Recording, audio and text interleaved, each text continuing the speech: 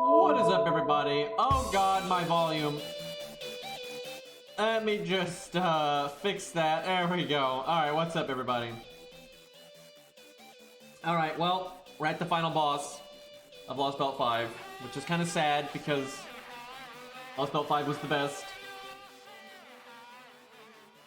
We're gonna test out some different sabers here, just for funsies. See how it goes, and then we'll probably do some Grail front after Lostbelt 5 is finished.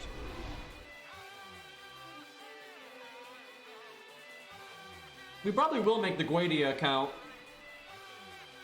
That's not exactly a new account because, like, its units won't matter in the slightest, but what we'll do is, to kind of have fun along the way, that account will try to solo every single stage in the game with a support. Right, for 1.0 up to Guadia. Because I don't think there's any 4-story supports in 1.0 up to Guadia, and if there are such joke battle stages, it's not a big deal. So that'll be kind of an interesting way to do it. Of course it's gonna be on JP. Like, that's a horrible idea to do it on NA. Because when the whole point of a Guadia account is to be able to test things against Guadia, right? Including new units. Like that's insane to do it on NA, so you're 2 years behind on every unit. That'd be horrible. Yeah, they finally made a Medea CE for this event. It's only a 3-star one. And it's kind of like very cartoonish Medea. But it's something.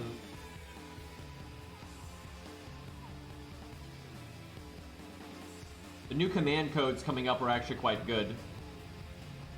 Although, the translation's kind of odd, I'm not sure. What it says is it'll remove a defensive buff. So it should remove evade, invulnerability, damage cut, defense up, any of that, which is unbelievably strong. It's actually so strong, I suspect that's not what it does. And it probably just removes, like, a regular defense up buff, and then something else. Because both of them say that, which just seems way too powerful.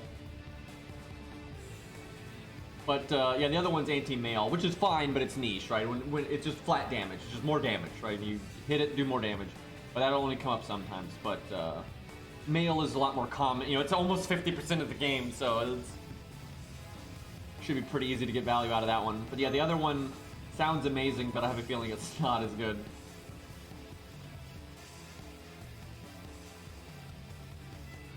Yeah, if you fight like a male that has divinity, you'll have 2 command codes that give you just a 20% damage bonus, crit or not, so that's really good. By the way, they're probably not going to make an anti-female one, by the way. There's basically no anti-female in this game, right? Like, if there's deer mid, but that's not even charm, it's just attack down. And there was charm, I guess, on Phantom, but now that's just universal. But yeah, they do a lot of anti-male gimmicks. They don't really do anti-female. The Phantom is just now universal. Charm was like the one thing for both ways they would make it, Yeah, I guess it's true. Jack and Carmilla, good point. I forgot about that. The reason I always forget about Carmilla is because she does so much damage, just period, right? She just does a lot of damage no matter what she's attacking. So I don't even like remember that. Oh yeah, by the way, if they're female, hits even harder. But that's true. That does exist. It's still less impactful though than like a lot of the anti-male stuff they do. Because they have like, oh my god, you have like the charm lock nonsense, you got like this command, or CE, craft essence with the 30% defense buff, and then you got Melty Sweetheart, which is just the immunity, right, 3 times and everything. Like, there's so much nonsense.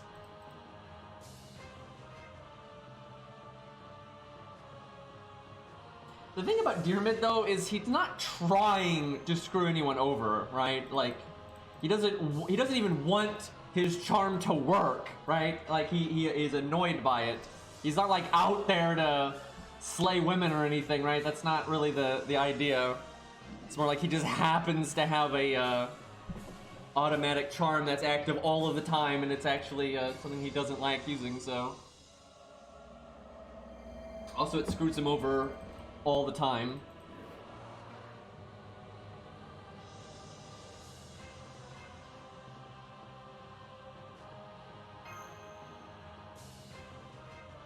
I would just like them to add Agravain, period. Right? Like, I don't really care what his toolkit is. I'm like, can we just add him to the game already? Oh yeah, I think they all die here or something. I'm pretty sure. Yeah, they're all kind of out of things to do, and you know, the Lostbelt's coming to a close and everything. Hell, I think Olympus is like falling apart at this part. If we just leave them behind, dude, we just like bye. Grandma would have been overpowered if she had lived beyond this point, I suppose.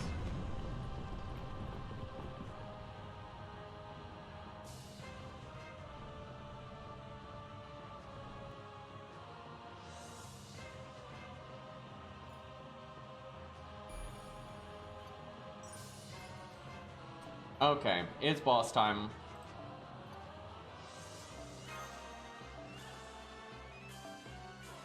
I think the biggest anti we have in the game though is Divinity. They just do anti-Divinity all the time, and I guess it makes sense because in Legend and history and everything, there's a lot of fuck the gods kind of characters, and or just people that just fought gods or whatever, right? So there's a lot of reason to have anti-Divinity. Yeah, I know that so I was looking at the CE today, and I was like, wow. I was like, first I looked at it when it wasn't limit broken, and I'm like, maybe it's just gonna be 40% starting NP, so it's not as good. But then it's like, oh no, it's 50% starting NP. And so my brain went through this process really quickly. Wow, this is really good, but it's quick, so there must be a catch. I looked over to the stats, and there it is. And it's like, okay, well, that's what I expected. You just can't have normal CE. You know, it's really lame too, because it would be so useful to the player base if they had just given that attack stat, because we haven't really had any solid Buster CEs in a while. They exist, there's plenty of free Buster CEs out there, but they haven't been available for a while. And so you could gonna do Quick and Buster at the same time there, and it would have been great. But nope, split stats. I mean, we just went over Olympus is falling apart, right?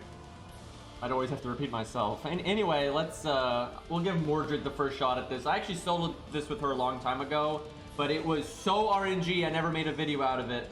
and it was also really hard to just figure out the right like order of like what mystic code to use and everything, and I don't remember any of that, so I'll probably lose terribly, but we'll see what happens. I'm telling you, that Tengu CE is not good. People keep saying, oh, that's like the savior for Buster. It's not. It's shite. It's not like kind of shite.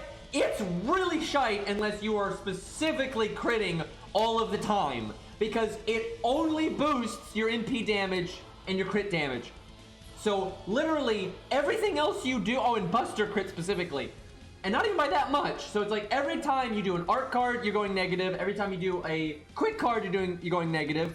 Every time you don't crit, you're going negative. Every time you do an extra attack, you're going negative. Like, it's not good. It is so easy to find other CEs that are going to give you more value than that.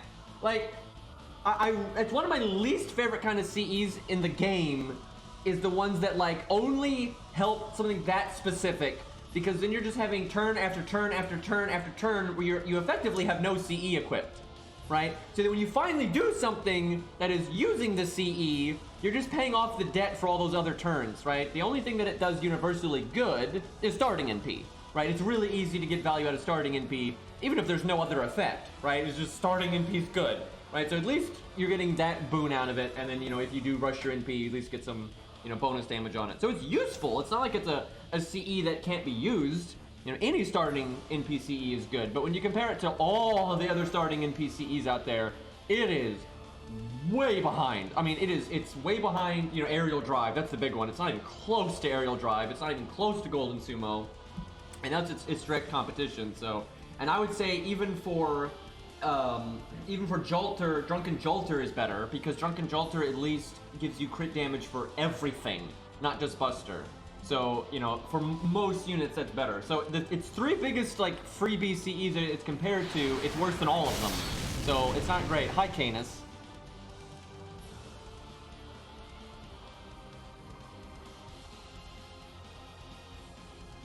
What I would have done is I would have given it a more starting NP. I would have made it 60% starting NP.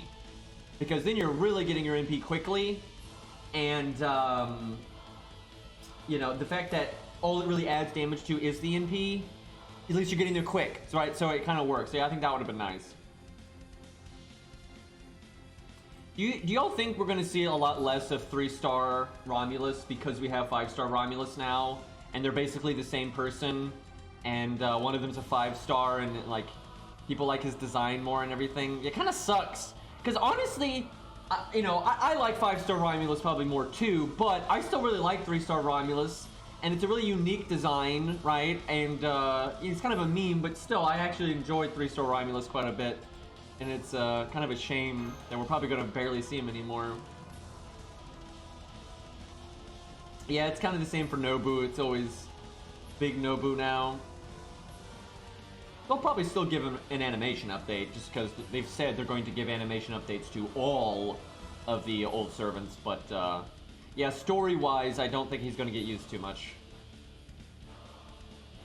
But really, in terms of like his design, some people really hate his design, but it really doesn't bother me. It's like, it's pretty flamboyant and everything, but it fits pretty well, and it's certainly unique, and the color scheme is actually pretty cool. I will say, in his final stage, the tree lance is just way too big and it looks dumb. So I really wish you could use that stage with like the other weapons, but the bulge doesn't even bother me. I don't even know why people get like, you know, Caenis here is just, you know, kind of bearing all, and nobody says a word about that for all the female characters, right? So, you know, I don't really care when the male characters do it too. It's fine. It's more about when it's in character or when it's not in character. That's my whole thing. And I don't like when characters are really like flamboyant and whatnot when it doesn't make any sense. But like, you know, it makes complete sense for Leonidas, right? Like, it's totally fine, right? So it's just a matter of if it's in or out of character, really. Could they just, like, give Nobu anything, though? Like, Archer Nobu could, anything, right? Like, buff, animation update, you know, something would be nice. I'm actually surprised Caenis doesn't have an interlude yet. They generally, within about a year, they try to make interludes for, like, the latest main story people. It'll happen at some point, I figure.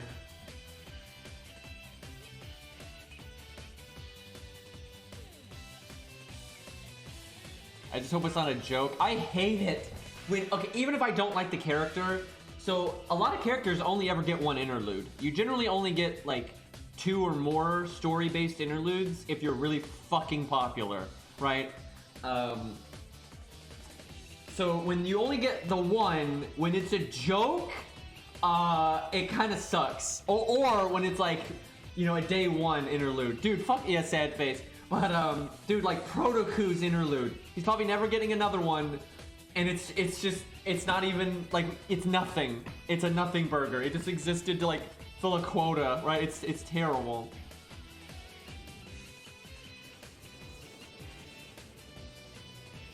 This is like the dumbest fight in the story. It's you know, it's cool with like the music and the gameplay and everything.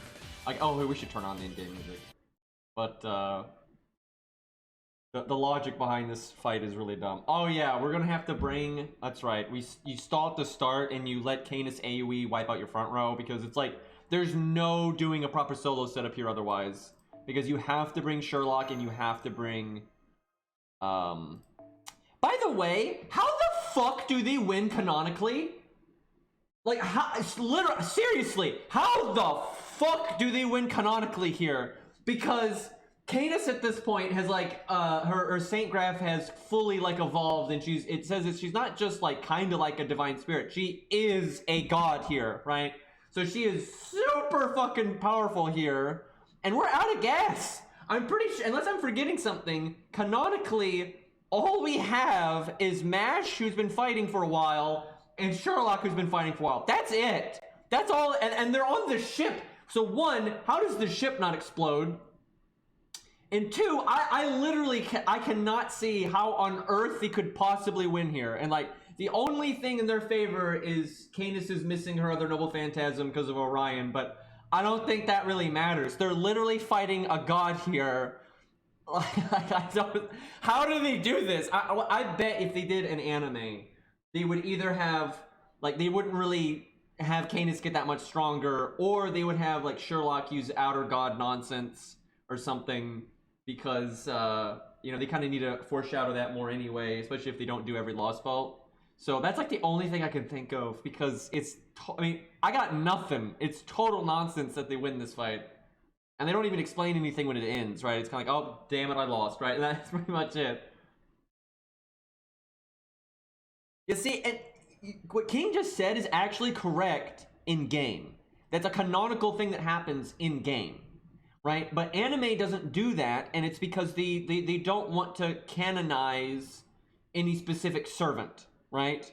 So, like, in the game, we do canonically summon other servants to help, right? And so then, of course, you could justify winning here. If you've got Mash, Sherlock, and 4 other, you know, pick your poison servants, of course you could find a way to beat a divine servant, right?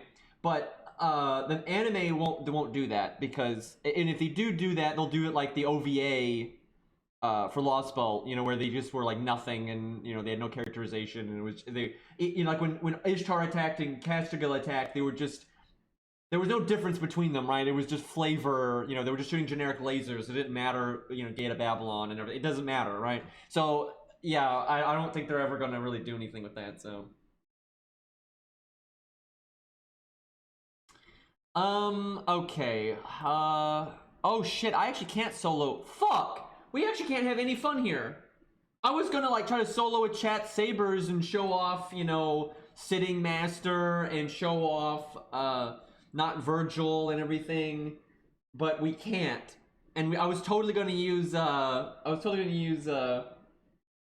I was gonna use Landling and just laugh at everything, but we can't do that because, yeah, you have to use Sherlock, so we have to use our units. So we have to actually, and this account has got so few sabers, we're gonna have to actually fight this like for realsies. Damn it! No fun allowed, man. I was totally, I wanted to give Mordred another shot because she's a bit stronger now than when I did this last time, and when I tried to solo this with her before, I didn't switch out her command codes because we didn't have free respecs then. So I wanted to see with like proper command codes and everything if because she could solo it before, but it was like 1 in 15 or something, right? It was terrible. So I wanted to see if it could get better, but well, time to absolutely murder this. So I guess we'll do that. I guess the priority here is just keep Karna alive when the AoE NP hits. Do that. Guess that, and then we'll do George. Well, I am sad. I was really planning to have a nice little finale fun times, because this is a damn hard boss to solo, because she's got like, I think 3 health bars. She does NP drain and stuff on her when you break one of her bars. She gets a 5-hit invulnerability. She gets an almost full health guts at the end that you can't remove and stuff like that. Like, there's some really fun stuff there, but this is clearly the no fun zone. Well, we'll be doing Grail fronts, I suppose, then. That's actually going to be pretty hard for this account, I suspect.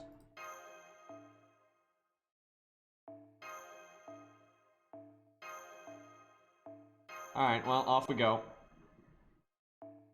Having to murder one of my favorite characters in here feels great. Yeah, I can't imagine Landling having any problems here. I can't even think of a Lancer in the entire game that Landling would have a problem with, especially if you've got a properly upgraded Landling at 10-10-10, all this stuff. I cannot think of a, like, there's some tough Saber bosses out there, but it don't fucking matter. It don't matter.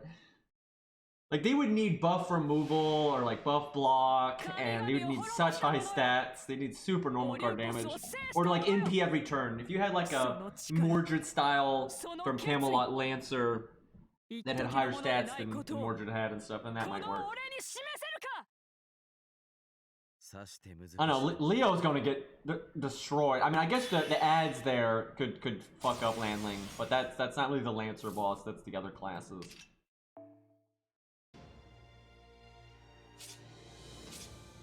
Okay.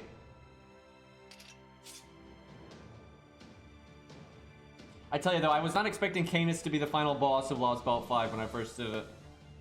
Especially with how the story starts unfolding, right? With Wadim and everything.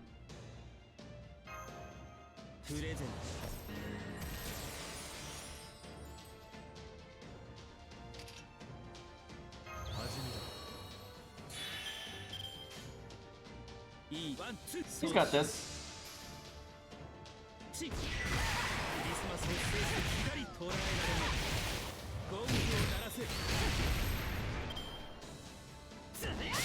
You know, I will say, even if Caenis had her other NP, if there was one like more like normal-ish servant, I don't know if that's the right, he's not really that normal, but regular Karna, I think would have a pretty good chance of beating full power Caenis, because she becomes fully divine, right? And his spear is all. This is the thing about Karna, is his spear is already EX ranked, right? Like, the one feat of strength that his regular spear has right now, where they really show off its power, especially in the books for APOC. So you've got Zig, who they straight up say is more powerful than Siegfried at that point. He is Zig is closer to being like the heroic spirit version of Siegfried than the servant version of Siegfried was. So he's stronger. So his NP is stronger than normal. And then he has galvanization from Frankenstein, making his NP even stronger. And then it's absolutely no match for Karna's NP. Alright. And then he uses a fucking command spell, which make it even stronger. And it's still absolutely no match for Karna's NP. And then they use Achilles' shield, after it's already being offset by Zig's NP somewhat. And then it completely destroys the shield, like, entirely, right? So that's a hell of a feat of strength, and that is Karna's NP without the divinity bonus. It gets massively stronger if the target has divinity. So I would not be surprised if Karna could take Caenis out there with his NP, even if she had her other NP. He would absolutely blow up the ship, though. Like, there's not even a question. The ship and most of Olympus and everything else would be gone. But, you know, what are you gonna do? Do I NP this even though it's only 120k? I'm thinking yes. And we want to NP right now because I think you get NP drained when you break this health bar.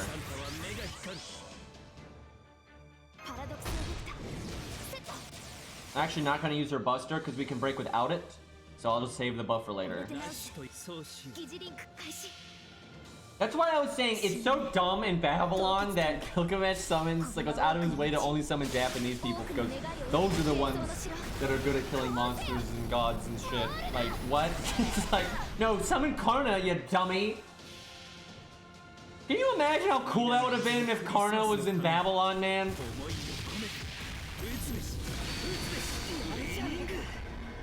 And like, Tiamat is so strong that Karna probably wouldn't just beat Tiamat. I don't think so at all, but you could have really helped out there. Yep, there goes our NP there. So Sherlock's got that starting... Oh, she can remove buffs like Wadim. Let's see what they did there. But yeah, Sherlock's starting NP from his story CE did absolutely nothing. Fantastic.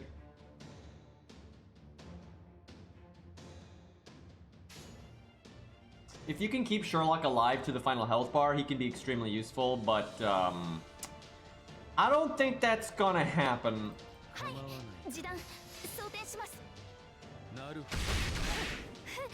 Honestly, I think Quetz would get completely wrecked by Karna. I don't see any reason why she could keep up with him at all. Like, Karna's already, like, in terms of like stats and stuff, you know, she could totally fight him, right?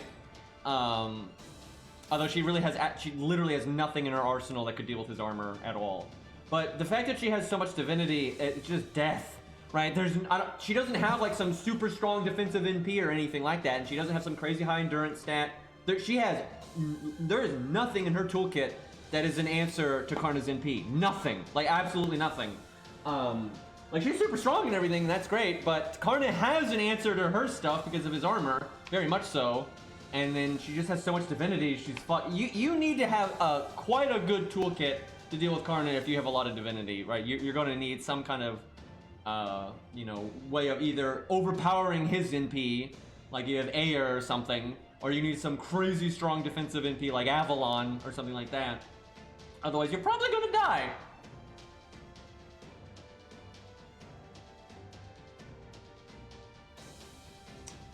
Let's see. I almost want to cast the evade and then cast the taunt, but I don't think that's worth. I'm gonna let him die because he's just, well, am I gonna let him die? I was gonna let him live. I shouldn't have done evade. I think I should let him die though. I think Hans is better. Well, he's not better at the end. Okay, I'm really second guessing myself now. I probably shouldn't have done that. I probably should try to let him live because his NP probably is worth it.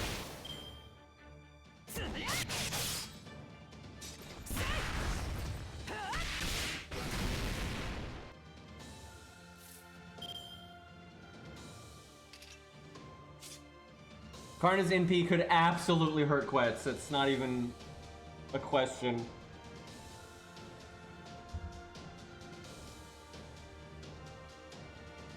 I honestly don't have time to explain the millions of things that are pointing to Sherlock having an Outer God connection. I can't even fathom I'd have to explain this. It's everywhere, constantly. Like, first off, his cape literally looks like the Foreigner class card. Surtur was like, what the fuck, why is his Saint Graph like fused with some alien presence? I mean, Moriarty is constantly they've just reiterated it a million times. Like they've said it so many times that, they haven't explicitly said that it's an Outer God, but they've explicitly said that something is wrong with his Saint Graph and he's like got like knowledge he shouldn't have, and it's always like this space connection. And literally, he looks like the Foreigner class card. Like, are you kidding me? Like, there's literally no plot point with Sherlock that doesn't reinforce the idea that he's, like, working with an Outer God or fused with one or taking the power from one or something, right? You know, the details aren't clear, but it's just over and over and over again. They keep reiterating. Honestly, I actually think they're kind of running it because they're just beating you over the face with it. Like, they're just like, he's got Outer God stuff, don't you know, right? And so it's not much of an interesting plot point anymore. Like, we obviously know what's coming down the line with that.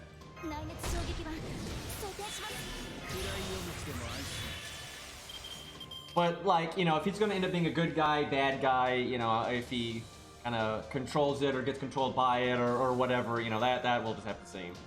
But a lot of people think, and I really hope they do this, however, I'm kind of worried that Moriarty is he's obviously had a lot to do with this, with Epic Remnant, Lostbelts, but it's all like detached, kind of like how 4.5 is detached and the Maze event is attached. It doesn't actually matter, right? It's all self-contained stuff, and like, you know, you don't actually need Sherlock's interlude to understand what's going on in like Lostbelt and even Sherlock. So I'm kind of worried Moriarty is always going to be like bonus content for Lostbelts, right? And he's always going to be in like, you know, the interludes and the 4.5 style events and that kind of thing, and they're not going to actually use them in the main story. But I think they should, because they're building up to it so much. The problem is they're building up to it all through side content. They have not built up to the Moriarty stuff ever in like the actual main story. Only the Sherlock side of it, right? But what they've kind of implied, at least in the interludes and stuff, it's like Sherlock is going to side against us, but in favor of like humanity, and then Moriarty will go against humanity but side with us, kind of conflict, right? And that would be interesting to see how that happens. But yeah, I don't know if Moriarty will actually play a role in like Lostbelt 6 or 7 or whatever. Sherlock certainly will, but I would love it if he did, though. I would love it if Moriarty got to show up again, because the way they built it up is really interesting, and Moriarty's just awesome, so it's like, more Moriarty is good. I guess we still have our evade, so that worked out.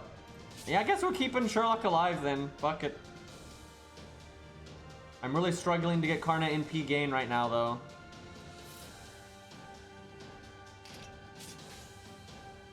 I guess I'll save Mash's NP for, try to get an art chain for Karna.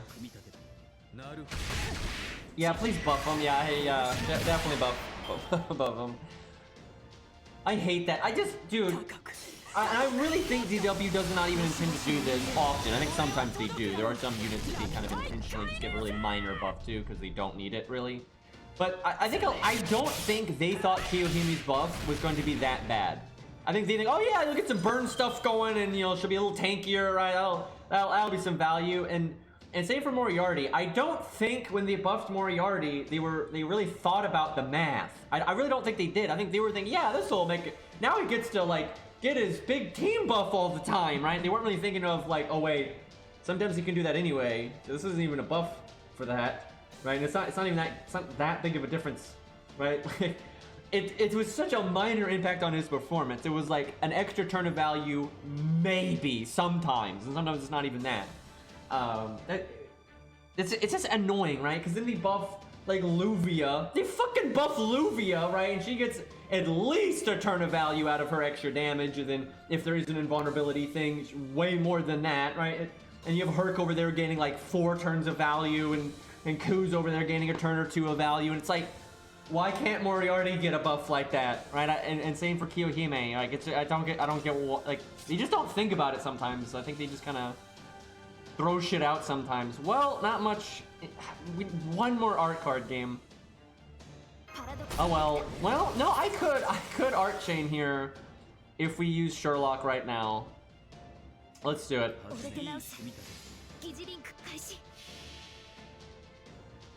Luvia's buff was nuts. They gave her a huge niche and then also just straight value. So like, what more can you ask for? I'm sure Lost could come up with something.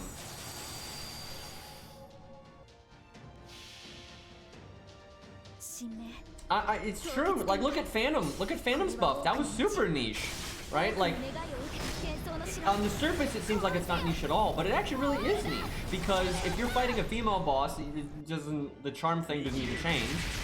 And a lot of there are, sure, plenty of bosses that have removable buffs, and it's very helpful if you can remove their buffs, right? It's great. But there's also a lot of bosses that don't have those, and, oh, I'm so glad I can taunt here so I can keep Pierce vulnerability on Karna. And so it's not a universal buff to Phantom. There are situations, if you're fighting a female that doesn't have super impactful buffs, that Phantom is exactly the same as he was, and that doesn't make any sense. Where Hercules is always better now. Always. He's just a better unit than he was before. I'm scared to say anything about Luvia because they will do it. I know, right? At least Caenis is using her shield and still getting blasted off again. Okay, we cannot lose fearsome on ability here because of our taunt. Wait, no, she could attack, and if her first attack happens to proc the buff removal, she'll remove the taunt, and then she could attack Karna and proc it again. Oh my god, she procced it. Oh, but it didn't remove the taunt. I think she just procced the heal down.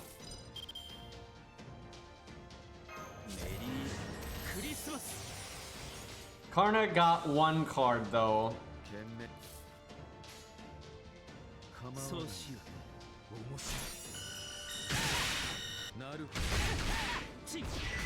Yeah, I think this is I think it's a 5-hit invulnerability is what it is. So if you can get a few piercing, and there it goes. But yeah, if you can get a few pierce invulnerability hits in there, it's really good.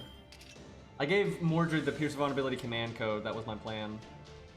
Did not work out though. I think the buff just wore off there. Man, Karna's gimmick is that he removes guts on his NP. Unfortunately, this is an unremovable guts.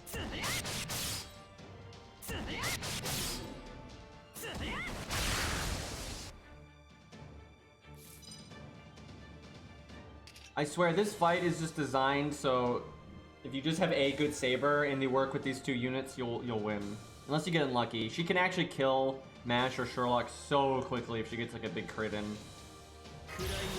Okay, she's gonna come back with like 150,000 health or something.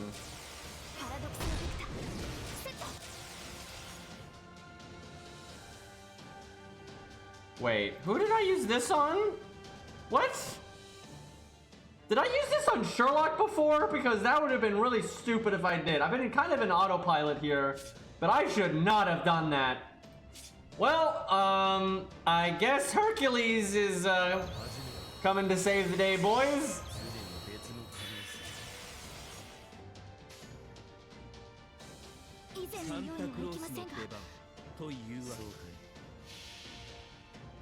I probably should have just let Sherlock die there.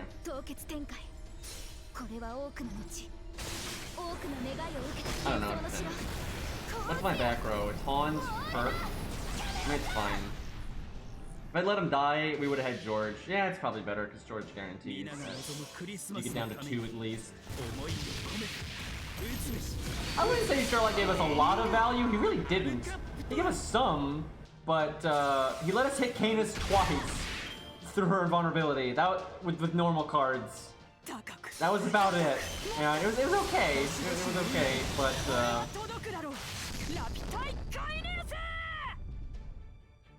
oh, this is Caenis' 3rd NP? Okay, I haven't...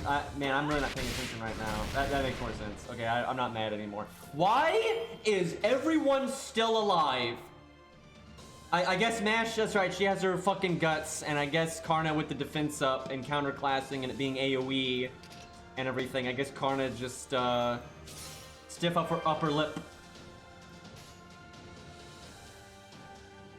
Do I try to go for an art chain again? Yeah, that's probably... There's no way Mash is gonna make it here. It's because Caenis has an unupgraded NP. The thing is, it's not even Caenis not doing that much damage. AoE NPs do not do that much damage to their counterclass because they're AoE, right? Like, this many boss fights are like this. Pretty much all of them are like that unless they have like loads of attack up or whatever. And then Karna also had defense up and damage cut. So that unupgraded AoE NPs generally won't do that great even on the boss's side. I don't think Mash can kill herself here. I don't think so. These skills pretty much never kill you.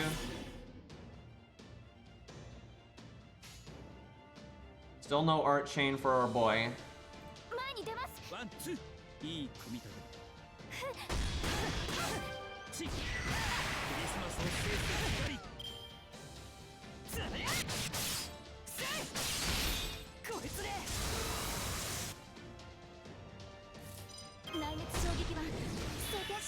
Now, Mash has been giving us crazy value because Oh, it's right. I wonder why this kept failing. It's because she's got that passive. When you play her as a unit, as a story support, she has this passive where she's got resistance to NP seal or whatever. But Mash is NP'd a bunch of times and all kinds of stuff. You used it on Sherlock? I did? When? What was I doing? I'm so confused. Man, the autopilot is real right now, but like, what did I do? Like, what turn was it? Like, which NP was it? Why would I can't. Did he? Why though? Why did I do that? I guess I was thinking. I was either in such autopilot that I wasn't thinking at all, or I was like, no, I really want his NP. For her first NP, that was so wrong. There's no way that was right. Because I have to reiterate this. All we got out of Sherlock's NP was like 2 normal attacks on her invulnerability. That was nothing, right? If it had allowed us to NP through her invulnerability, that would have been great. But we didn't do that. There is no world where that was worth it. That doesn't make any fucking sense. Especially because Hans would have replaced him. So yeah, that didn't make any fucking sense. I don't know what the hell I've been doing. Okay, anyway. And I still can't art chain with Karna. Oh my. I honestly should have just done normal card damage. If I just done normal card damage, we would have won by now, I think. Yeah, I mean, early on I wanted Sherlock to die. That was my plan. And I was like, nah, maybe I'll try to get his NP out of it. But, that was not the right... No, that's not... That's clearly not right. Like, it'd be right if you had some kind of spammy setup with an NP, or you broke the second bar without using your NP, and you already had your NP, so you go to the 3rd health bar, and you instantly NP it with Pierce and Vulnerability, and, you know, boom, boom, boom, right? That's fine, but we're not doing such a thing at all. Well, Mash didn't make it. Still can't, art chain on Karna. How many turns in a row is this now?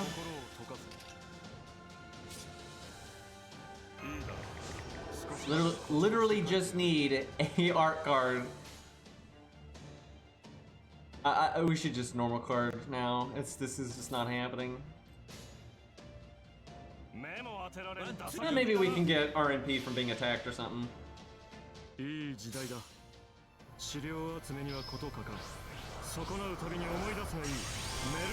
Not land the attack buff.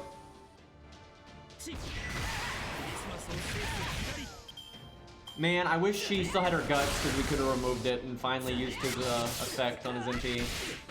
I've never gotten value out of it before.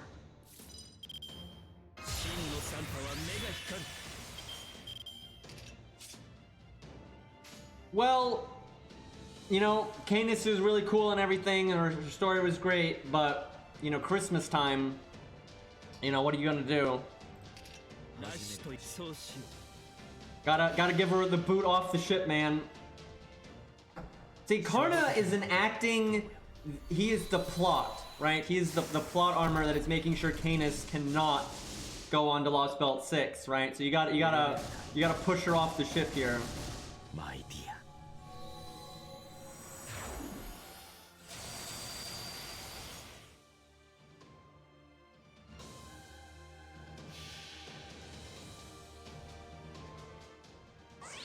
Santa Clausの拳を見るがいい。それすなわち分け隔てのない施しの伝だ。慌てる順番だ。受け取れ。これがクリスマスプレゼントだ。God, I love that MP, dude. I do wish this boss was harder though, like, because it is the final boss.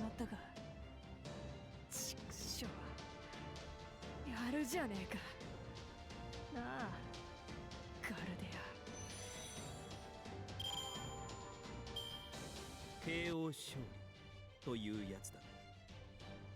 TKO, yeah.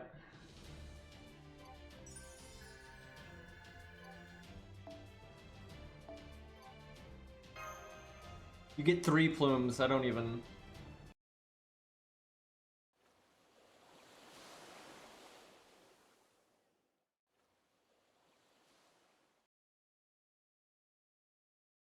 Karna really is good for that fight, though. He's got enough survival, and if you do have guts problems at the end, he at least gets rid of that, so...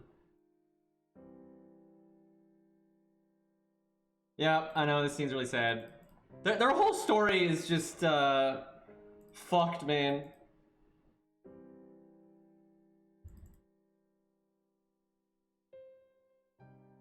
we could get a playable version of Wadim, that would be great.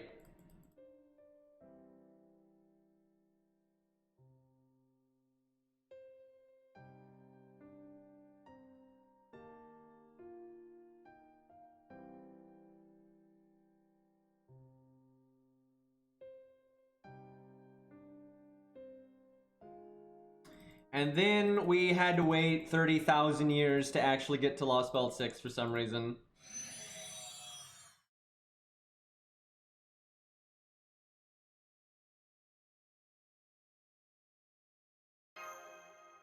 Yeah, that's right, 5.5.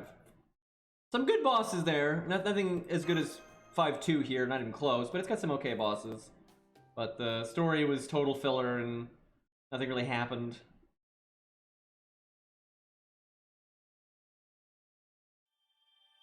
But some of the boss fights are alright. They're, you know, not my favorite, but they were fine. Like, Babbage was fun, and Tunican was fun. I think Tunican will be pretty tough on this account, I would think. And, Ibuki's kind of fun. Very gimmicky. She was so gimmicky. Once you figured it out, it wasn't too bad, but, that's such a gimmicky fight.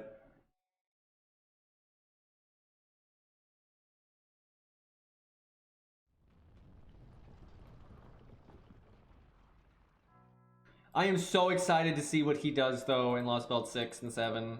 Although I have a bad feeling he's not going to survive to Lostbelt 7. I'm serious. I really think he's going to die in 6. I think he's going to get something... he's going to get some stuff done, like, for sure. But I'm not sure he's making it out of there, but we'll find out. Yeah, I'm really... He's like the last, you know... connection to like the original team, right? So also Limbo sounds, by the way. Yeah, I hope I'm wrong. I hope I'm wrong, but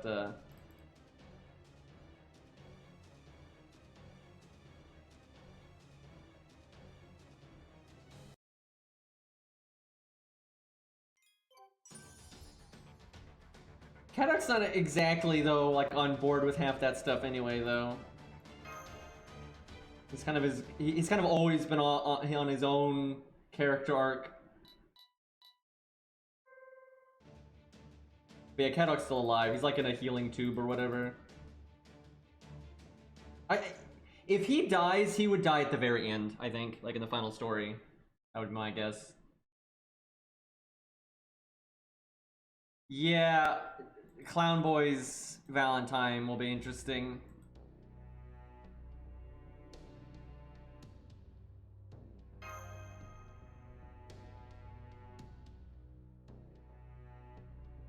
Basically, Limbo had been like observing the different Lostbelts to try to make his own, and he basically tries to turn a regular singularity into a Lostbelt, is what he was trying to do. And then he wanted to turn into a beast, but he couldn't because doesn't love humanity or some nonsense, and so he turned into a tree instead.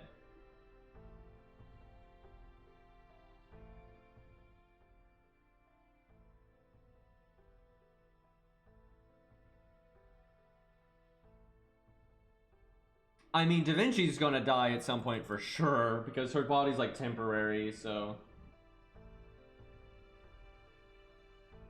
And Sherlock, honestly, they'll probably both die, I would think. Like, I really don't see Sherlock surviving the whole story.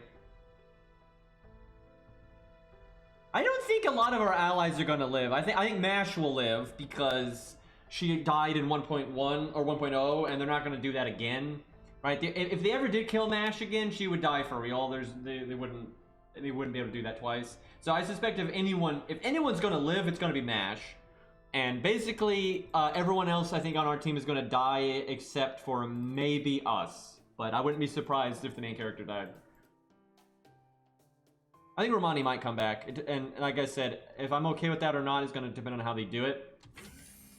The only way I could see them doing it and having it not be cheap and lame and stupid is if Guadia gets a lot of screen time and development, and that's what he's been working towards this whole time since, you know, the end of 1.0, right? Then I think if they'll basically like switch places, I think that's fine, because that works, right? Anything else though, I don't think would work in the slightest. I hope Gordolf or Galdolf, however the fuck you say his name, I hope he survives. He's the one I want to survive the most, probably, honestly, but I don't think he's going to either.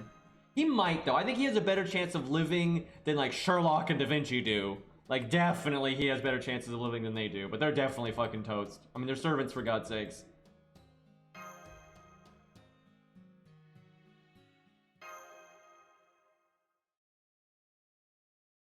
Hey, Marps. But I wouldn't be shocked if the main character died at the end. But it ultimately comes down to if they decide to make 3.0 a new independent story, or if it's going to continue on from 2.0. And if it continues on, we'll probably live then. I really hope 3.0 doesn't do that though, because first off, they even said that they didn't intend for it to go past 2.0. So it's just whatever 3.0 would just be made up nonsense, right? And that's not a good idea. They need to have a beginning, middle, and end. And all that nonsense. I really hope 3.0 is just something new.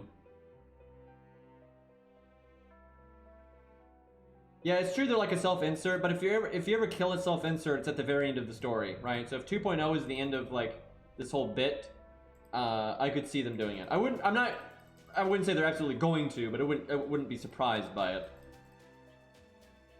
Again, unless 3.0 is continuing on the same cast, and it's like the same thing, because then, of course not, then they're not going to kill the MC. And basically here you learn about a little bit about the alien god just basically being freaked out. That's why it ran away. And it's in Lostbelt 7, and it wants Ort as its body, and then Kodamine, I think, is going to Lostbelt 7, and Muramasa is going to Lostbelt 6.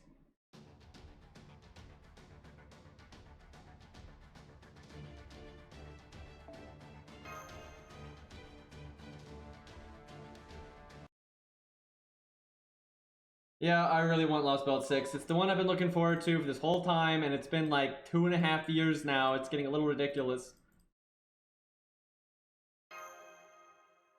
I'm just worried that it's going to be disappointing as all hell, but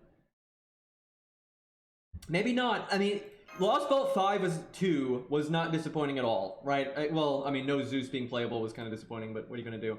But, you know, it was great. I liked the story, I liked the music, the boss fights were great, you know, they added cool stuff, you know, Romulus and everything was awesome. So if 6 could be like that, and they add, you know, awesome new characters and all that good stuff, that would be fantastic. But, yeah, I'm worried it's going to be Fairies of the Round Table and a bunch of weird nonsense that has nothing to do with anything. And then nothing's going to represent what it's based on well.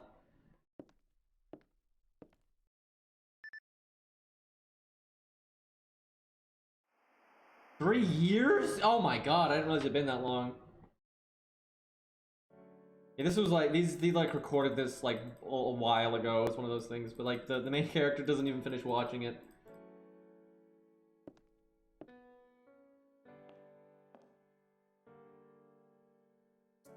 I do think MASH is getting upgraded again in Lostbelt 6. I think Lostbelt 6 will probably be split into 2 parts, at least. I don't think they would do 3 parts, though. I don't think they could get away with that. They're looking for opportunities, though, to drag things out, and they're looking for times to do, like, 6.5 and stuff like that. They're trying to do that kind of thing.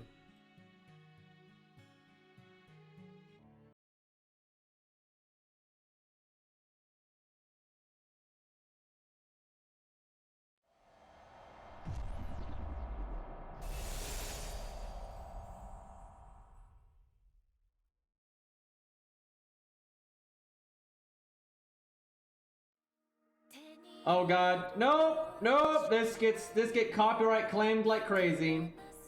Nope, nope, nope, nope, nope, nope, nope, nope, nope.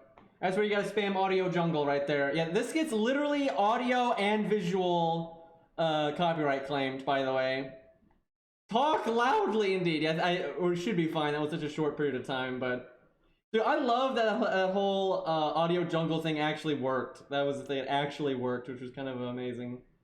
Yeah, you cannot skip this. You cannot skip this. It gets visual ID'd and it gets audio ID'd. The visual ID, though, I don't think even comes from DW or Type Moon or anything. I think some jackass, you know, people upload false, you know, auto claims all the time, and I think somebody just did that.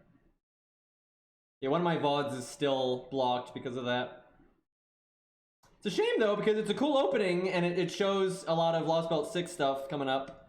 And you see the new Night Guy and Caster Coup and all that stuff. Yeah, that opening basically is... It's Lostbelt stuff in general, but it's mostly Lostbelt 6. Like, almost everything in it is Lostbelt 6.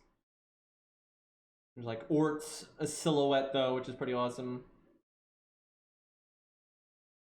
It's like the only bit for Lostbelt 7 in there.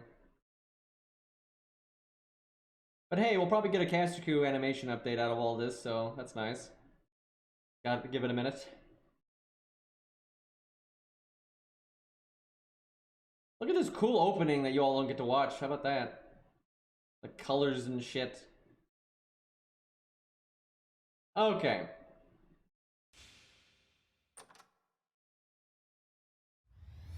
Give me that Grail.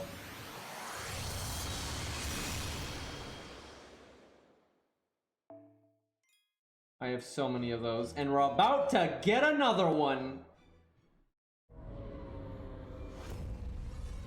That's really weird when you go straight into it instead of it, like, we never had the hole just sitting there on the map, so that was kind of weird.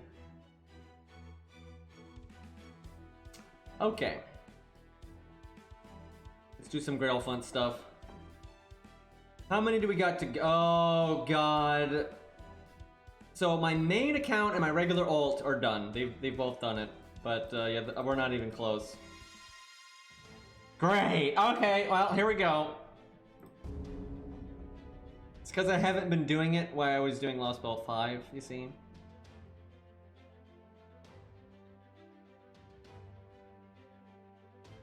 See, I just wish 5.5 was actually good.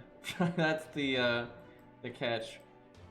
And it's not like, you know, gameplay-wise, it was fine. Totally fine. I completely enjoyed it gameplay-wise. It's not my favorite, but totally fine. But story-wise, it was such a... It was just so obviously them taking a minor side story and making a whole story out of it just for filler's sake. Like, this is just straight up what it is. Okay, we're fighting a ruler. So assassin is good here. And saber is good here. Okay. What's our best assassin on this account? I guess 100 face.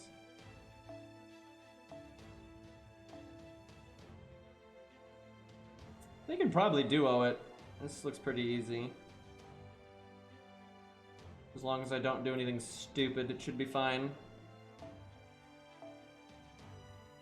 I need to limit break this. We're so close. Hey, Poi Poi, what's up? 27 months. I appreciate it, dude.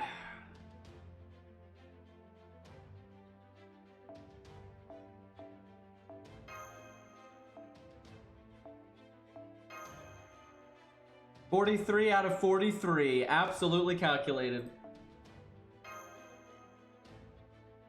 Well, now that we're done with this, we can start doing, you know, XCOM again and whatever the hell else we want. Although I guess Valentine... Doesn't Valentine start tonight? Boy, I barely got that Lostbelt 5-2 done in time.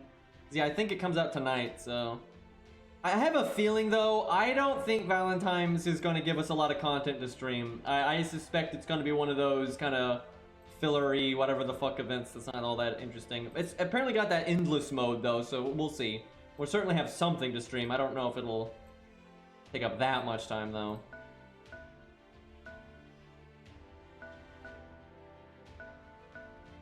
So I actually lost one of these on my Gilgamesh account because I intentionally phase tanked with my master just like because I was like, I don't need to move him and I'm gonna win next turn.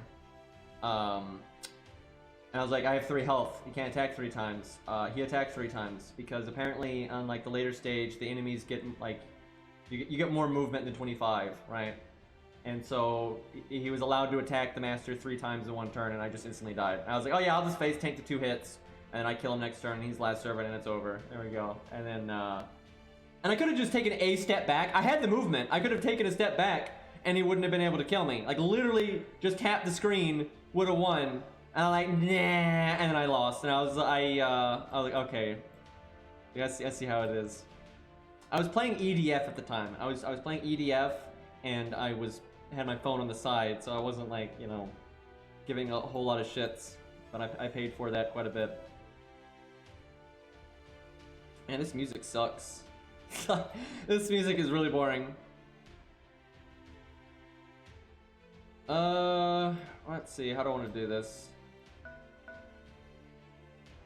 Let's see if Odysseus will just come at 100 phase.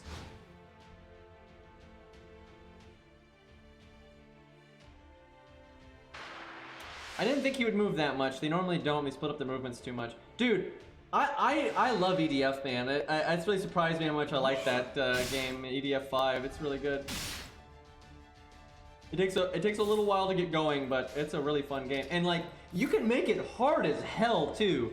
Like, they have good difficulty options, and you can even do like the multiplayer version solo, which makes the game crazy hard. And then there's like the online multiplayer is designed for 4 players, and it doesn't change, right, based on players. So you can duo it. So you're supposed to have 4 people, but there's only 2 of you. It's so fucking hard, but it's really like enjoyable to do that.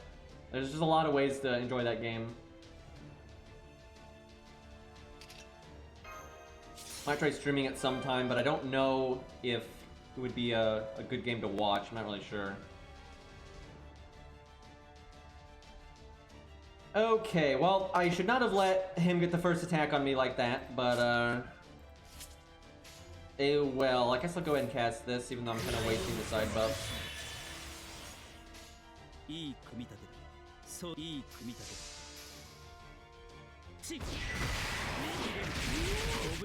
Maybe we could like play with chat some or something. I might try that.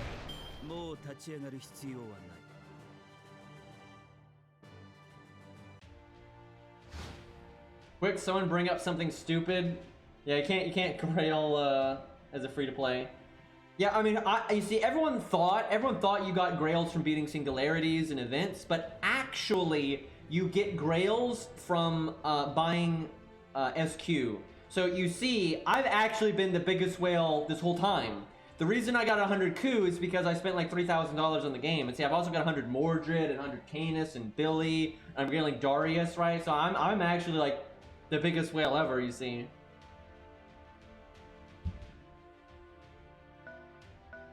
Okay, this is actually a really bad start. This is not going very well. I'm worried.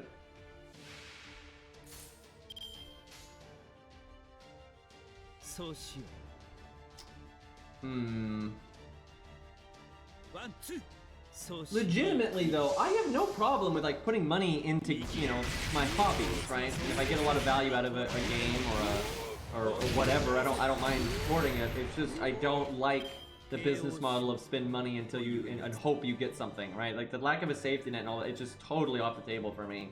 But maybe someday they'll like what I hope they do is I hope they do what Genshin does, where you can spend like $5 a month and it's just like a subscription to the game, and it kind of just supports the game generically, and then you know you get whatever rewards out of it. And like in Genshin's case, you get over the month you get way more than $5 worth of SQ in that game. I think you get like $60 worth of SQ in Genshin for the $5 sub. I think something like that. So if they would do something like that in FGO, that would be nice, because I want to support the game. I'm not like anti-FGO here. Dude, I have loads of 5 stars in Genshin, and I don't think I've ever gotten one like from RNG. People are always saying like I see people complaining about the gacha in Genshin, and I'm like, I've literally only gotten 5 stars from safety nets. And I have loads of 5 stars because it's really easy to hit the safety net, right? Like there's no problem.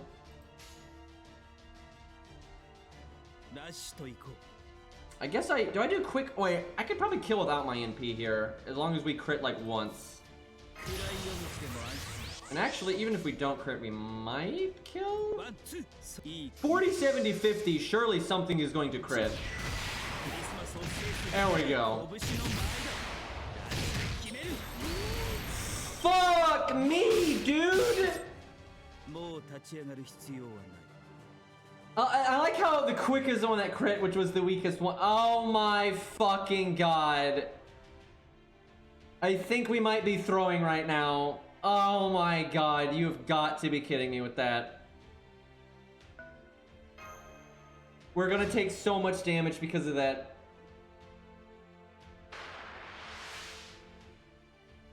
Yeah, I would say Genshin and Arc Knights, in terms of business model, I think do it the best. I am so fucking mad right now. Fucking Blood Axe, fucking... That's so dumb! I think Arc Knights does pretty well. I mean, I will say the 50% spook rate is bad, but they at least have a safety net. Okay, here's one thing I don't like about Arc Knights, and this is kind of a big one. In order to get, like, the amount of free SQ they give out is pretty high, but you have to do the dailies and weeklies to, like, the fullest all the time to get it, and that's just annoying. So yeah, that's not the best. But, like, they do a really good business model with, like, you spend set amount of money for skins. That's great. They at least have a safety net. Their low stars are perfectly good. You know, I think they do a lot right, but they definitely do some things wrong for sure. But overall, I think they do pretty well. Although, actually, one that I do think does better than Arc Knights, even though the game itself I don't like as much, but is Epic 7. Epic 7 does a very good job. They've updated it a lot over time. They have a safety net that's guaranteed. You just do enough summons, boom, you get the thing. It is so easy to get enough SQ, free SQ, to hit the safety net. You don't have to do a lot of like bullshit to get the free SQ either. And they also sell skins for a set amount of money, but you can also do in-game things to get some of them as well. Like they do a very good job with that kind of thing. But I don't like the game as much. So we just put ourselves way behind because Karna could have like healed back up, right? We could have, but because we lost that health bar, we're in quite a bit of trouble here.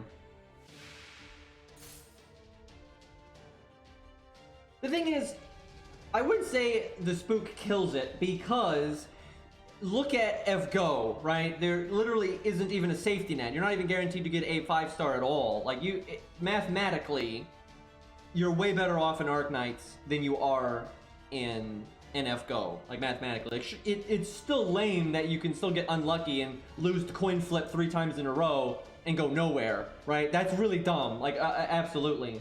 But I still think it's better than not having a safety net at all. And then they still do a better job with FGO with their other stuff, like when it comes to, you know, having skins that you can just buy, and you know, the low stars being good, although FGO's low stars are totally fine.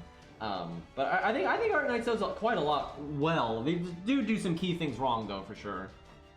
But no, I do agree, Ari, that Genshin's is better in terms of safety net. I completely agree with that Genshin's safety net is better. And I suspect Genshin will start doing things like, you know, skins and that kind of thing too, so... but yeah, easily Genshin's is better.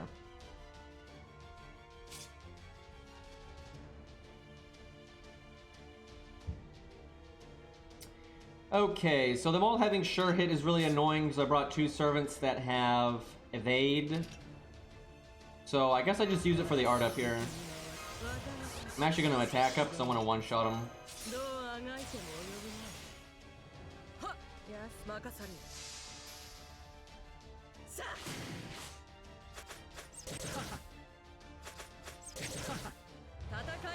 We are not going to do enough damage there. Fuck! This is not going well right now. And then he crits us. Oh my god. This is totally beatable with the setup that I brought, but and we might still win, but some adjustments need to be made here. Man, that defense up must not be very big. The problem is going to be Sherlock. But if we kill these 2, we can grab all the power-ups, so... Audi Smash, indeed. It was leaving Blood Axe at 100 life, dude. That was terrible.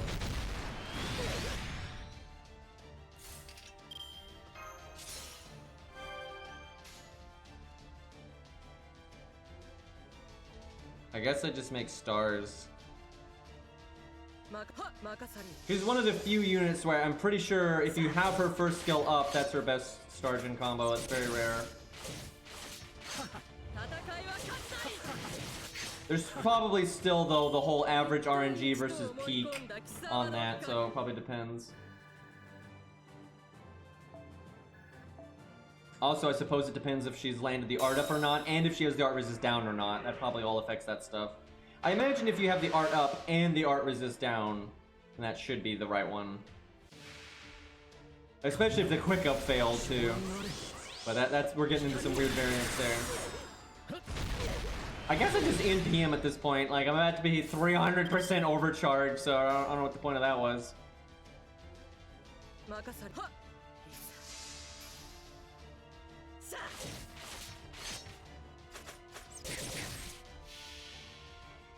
That combo right there was probably wrong, especially because we don't have the art resist down.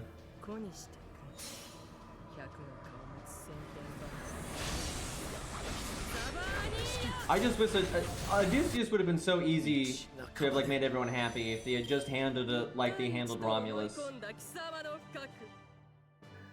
And I still like him to a degree. I still like his voice actor, and he's got some cool characterization here and there and stuff. But I don't really hype him either. Like the design really could be better, and there's just a lot of little things that I'm like, this could have been so much better.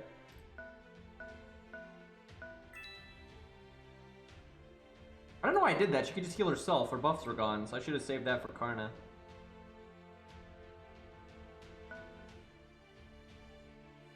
I don't mind if he gets the first attack on me because I'm counterclassing. Although oh no, I can't move, okay. If he was smart, he would grab the invulnerability there.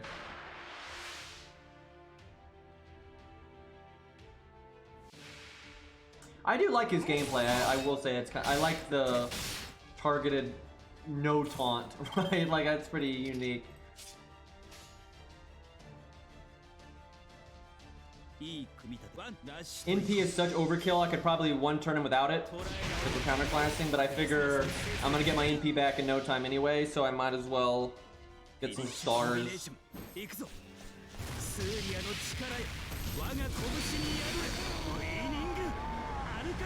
Yeah, I have very mixed feelings about Odysseus. There's a lot of good and bad. It's just, it's disappointing. Right? There's really no way around it. It's really disappointing the way they handled them. And I don't think I'm exaggerating when I say I don't think I've seen more disappointed people than with Odysseus, because I knew a lot of people that were big Odysseus fans for like the actual story and legends and stuff, and they were just so let down by what he was. That and Van Gogh, those are the two that I saw so many people let down by it.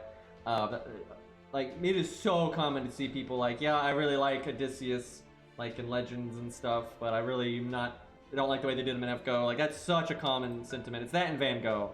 Van Gogh is definitely my personal biggest pet peeve, if you will. Oh my god. Like, what the hell were they thinking, man?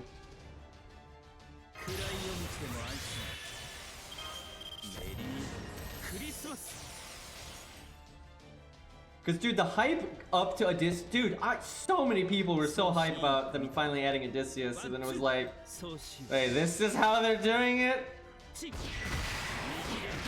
Would you like to crit, Karna? Damn! I was trying to get some NP gain here.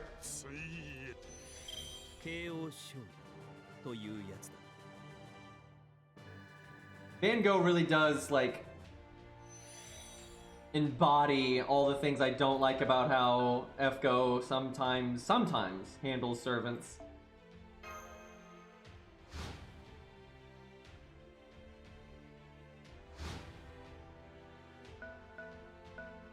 I've never been the biggest fan of Van Gogh's art. I'm really familiar with it though, because I know quite a few people in real life that are big fans of Van Gogh's art.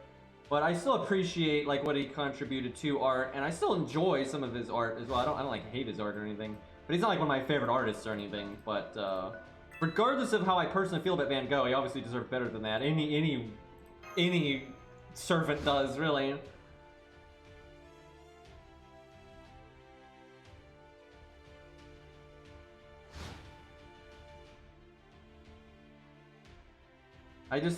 I'm tired of gender bins when they keep ignoring so many female historical figures and legends. Like that, I just cannot get over that. Like there are plenty of things they're just ignoring, right? Like I'm like, why don't these things get to be in the game, right? But you keep gender, bending, male figures and stuff. It's just like, that really annoys me.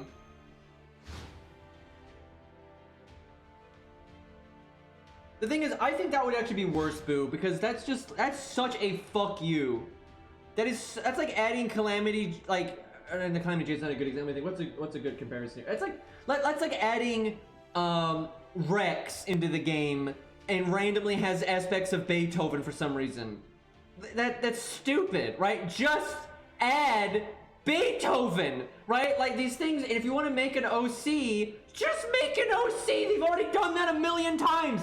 We've got Shiki, we've got, you know, Koro and Fujino and all the, like, what the fuck? Like, there's no need to do this kind of nonsense, right? It doesn't make any sense. There's no reason to, you know, slap Van Gogh on you know, Nymph Child or whatever the fuck. Like this, it's totally pointless. And it just reeks of like, OC, please don't steal, right? It's like trying to be edgy. It's trying to be, oh, look how wacky this is, right? It's just, that's so not doing justice to the things that they're basing the characters on. And what's especially annoying, it's not like the entire series. People act like Fate has always been that. It's not. You know, there's so many characters that do a good job representing what they're based on. There's too many to count. It's most of the cast, really. But it's annoying to basically play Russian roulette with your favorite historical figures. It's like, are they going to get a good version or is it going to be some wacky horse shit, right? It gets kind of annoying. And again, if they want to add, you know, original characters, I don't think anyone minds that. There's never been any backlash to them adding things like Shiki and Fujino and Chloe and blah blah blah. Never. No one minds that. And if they keep making up other new things, I don't think anyone is going to care. And because, like, especially because look, Wadim, look how popular Wadim is, right? Like, holy shit.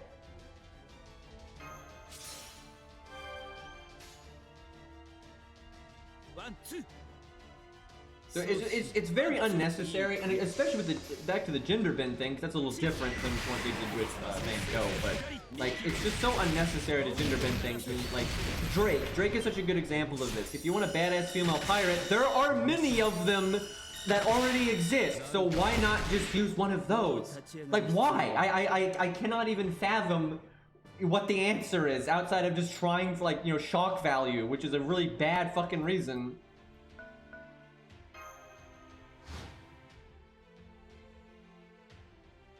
I don't... What? What was that turn? What was that turn?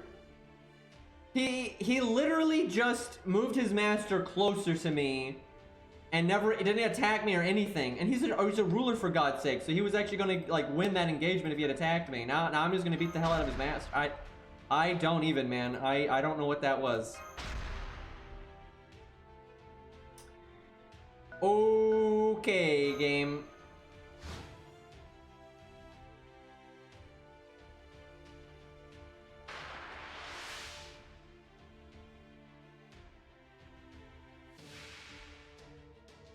These maps are a lot better than the other maps, especially the final few. The final two were significantly funner than all the other Grail fronts that they've made. And they were kind of, the maps were designed in a way to accommodate the idiot AI. So it was actually fun, right? And I had Darius dive bomb their base that was like full of servants, and he fought a bunch at one time and AoE'd them all. It was absolutely glorious. This account won't be able to do that because this account doesn't have an AoE servant. But seriously, you could really take advantage of AoE in that final map, and I really liked that. Because up to this point, there's really been no need for AoE, so I thought that was really cool.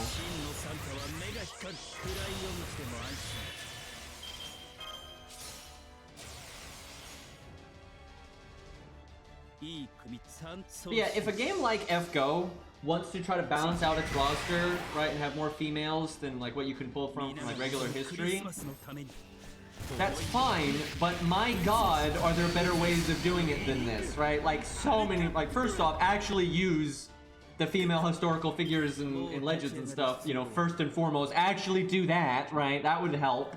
And then they're obviously already okay with adding original characters, so use that as well. And then if you are going to gender bend, do stuff like Artoria, because Artoria is like her own character ultimately and actually brings something unique to the table. And they still, let me stress this, they still added Arthur, right? So it doesn't piss anyone off, right? Like, that's the way to do it. And in that way you can have more females in your game and you don't piss, you know, on anyone's grave. But that takes effort. That's the problem. You know, it takes effort to make a character like Artoria and then still make a design for Arthur and everything else like that. That takes, you know, more oomph than they seem to want to do, where they can just like, oh no, Nero has tits actually. History got it wrong, guys. Do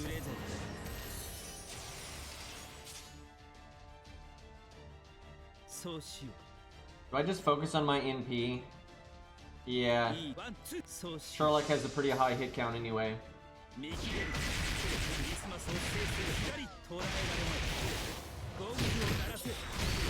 There's nothing wrong with subverting expectation when it makes sense, right? And then like when it works. But when it's being done for the sake of it being done, that's when it's really bad, right? So for example, let's say you have a story, and so like maybe the cliche thing is to always have the hero win, or because it's kind of midway in the story for them to lose, or you know the side character can't beat the main bad guy, or whatever. Those kinds of things, it's totally fine to subvert those expectations, because those are like generic tropes that are, you know, kind of overdone.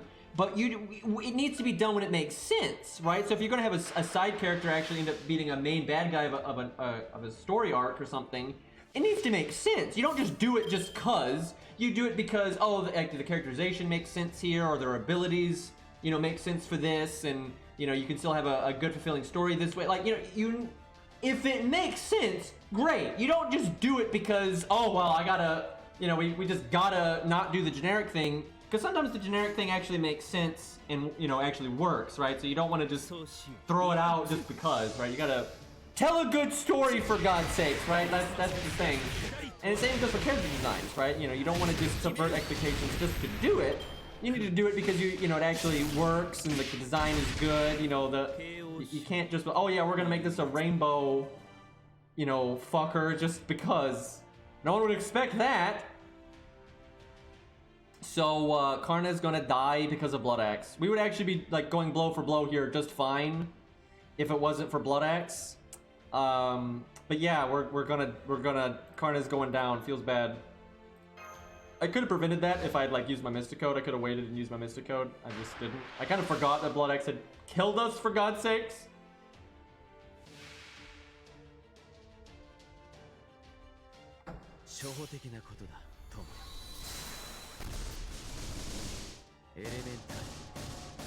I mean, maybe we get lucky here and he does a quick, but because he's got the crit thing and the defense down. Oh no, we were debuffing him.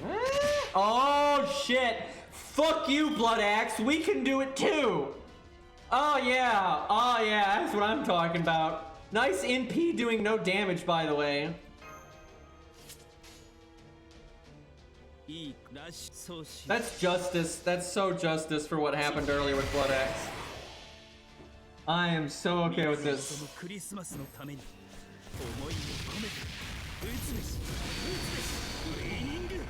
Get out of here.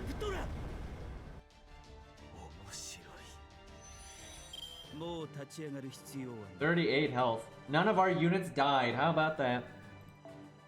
That was harder than I thought it was going to be, though. I do kind of expect this count will have a hard time, though, because like that final stage is kind of hard if you don't have like units that make sense for it.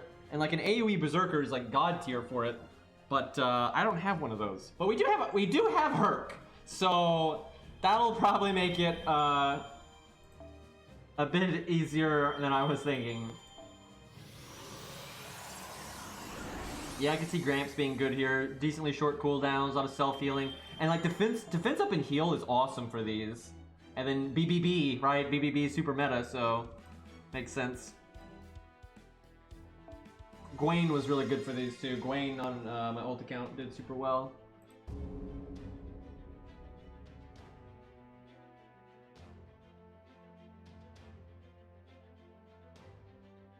But yeah, the later stages are, especially for newbie accounts that have kind of limited options, they're gonna be pretty tough.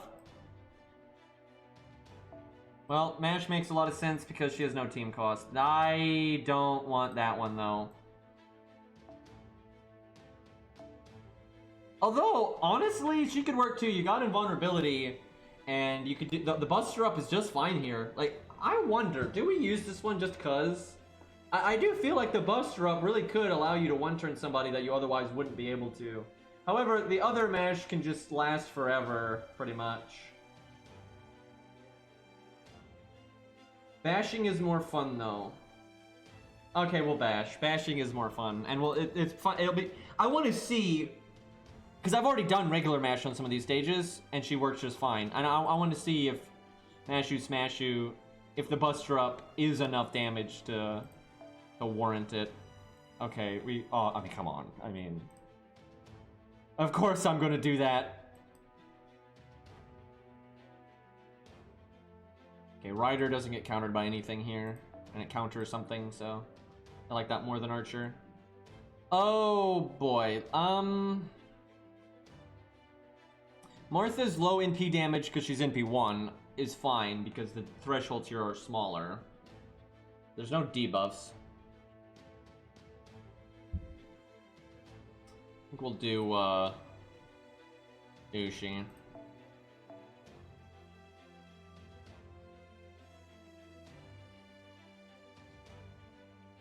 I need to start leveling my Art of Death, even though it's not limit broken yet.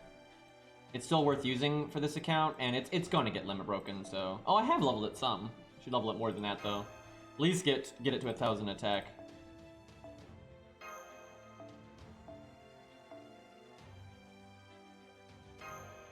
Oh, I can bring another one.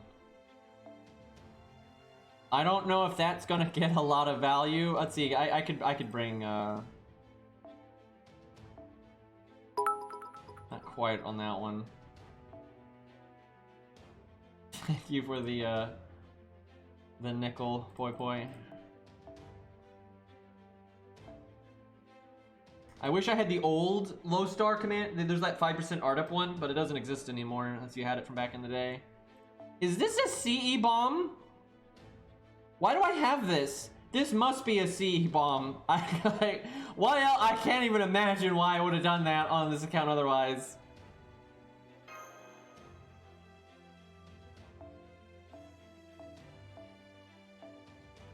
This is probably better just because of the stats. This does make us do more normal card damage, though. Right, we'll go with that.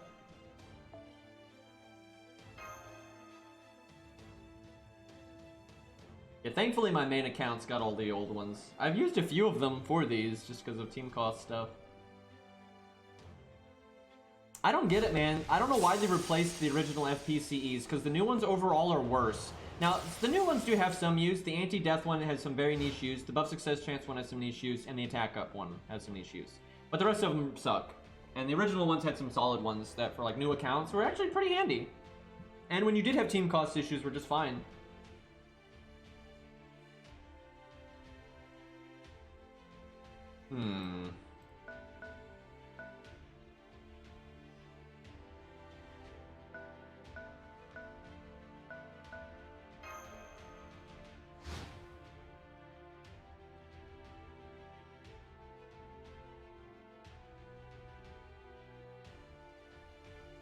So, chat, I feel like they're gonna have to update the command code UI, and I don't mean the obvious one, the one I bitch about every stream, not that one.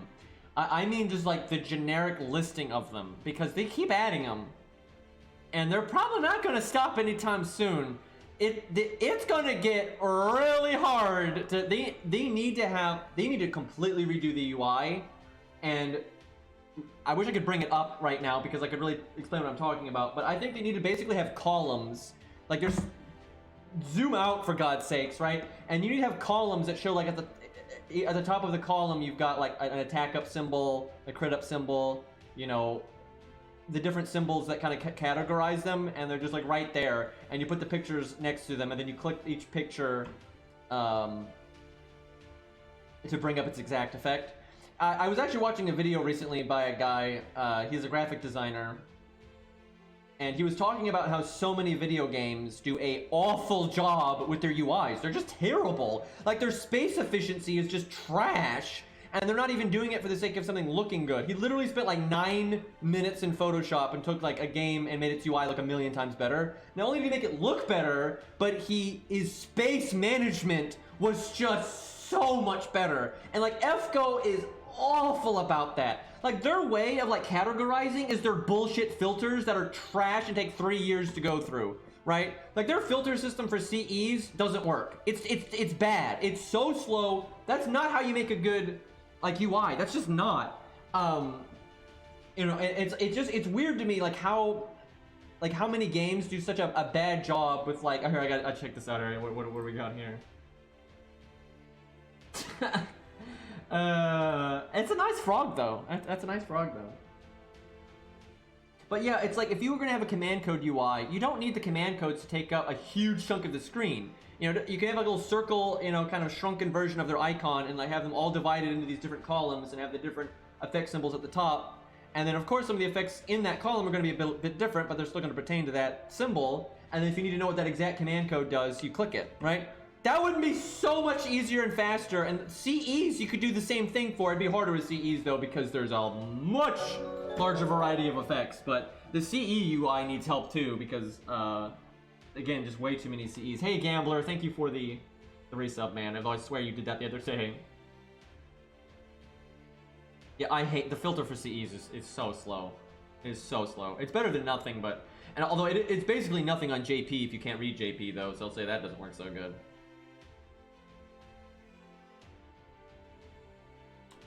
Okay, let's see. What did he do? Okay, he's going up top. I really want to get the first attack with Herc just because he is a berserker. Don't they have a gimmick here? I think they like remove a certain style of buff when they attack or something, or they just have attack up. I think they get something like that eventually though.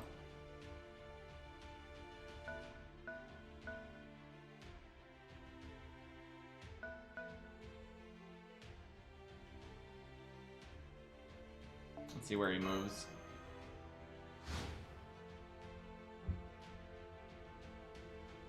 I just click the sub anniversary whenever it shows up. Fair enough.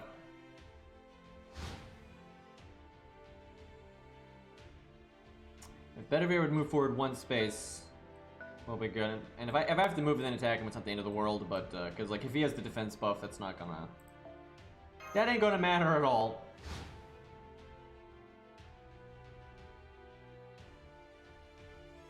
Well, Bedivere's throwing. Although when we attack, it's gonna have Leonidas too, but it's whatever. That's what they want this mode to be, though. They want the linking up with units to be a bigger thing, like for sure.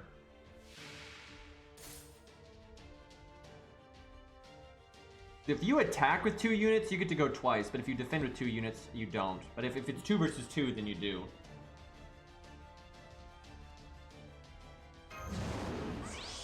Which one of these is the bigger threat? I guess Leonidas is, actually, because 1, he's got a gimmick, and 2, I have an archer out, so kind of just makes sense to eat him.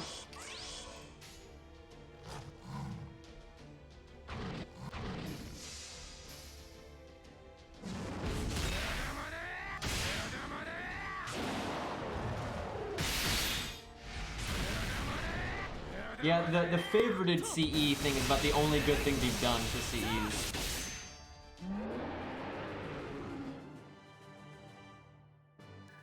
Who's getting buffed on NA? Where are... I have completely lost track of where NA is in the series of events.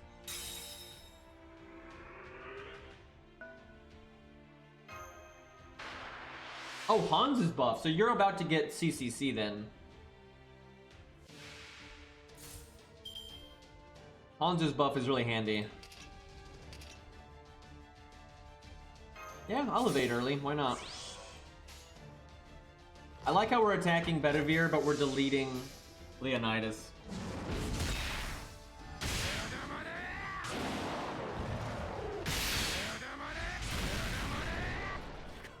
I should turn my own music on. You should at least get Hans's 3rd skill to 10 with this buff, if you use him a decent amount, because you get so much boom for your buck on his 3rd skill now. Because taking it from 9 to 10, you're going to make quite a bit extra stars per turn, because it's basically 2 skill rank ups for the star gen. You're going to get the lower cooldown, and that's a big fucking deal now, and you get the extra battery. Like, that's so much. Like, his other 2 skills, you can honestly keep them at 9, and it's not that big of a deal, especially his 1st one. But, yeah, you really want that 3rd one at 10, if you like doing budget stuff. Or you just don't have any, like, the big 4 supports or something.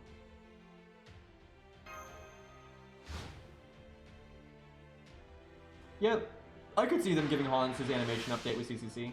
Well, they didn't give Gil his, but you know.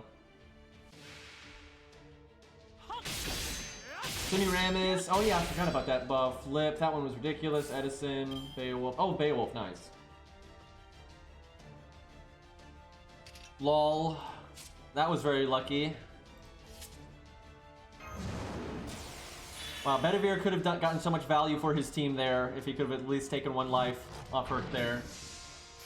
Not quite. Nice try, guy.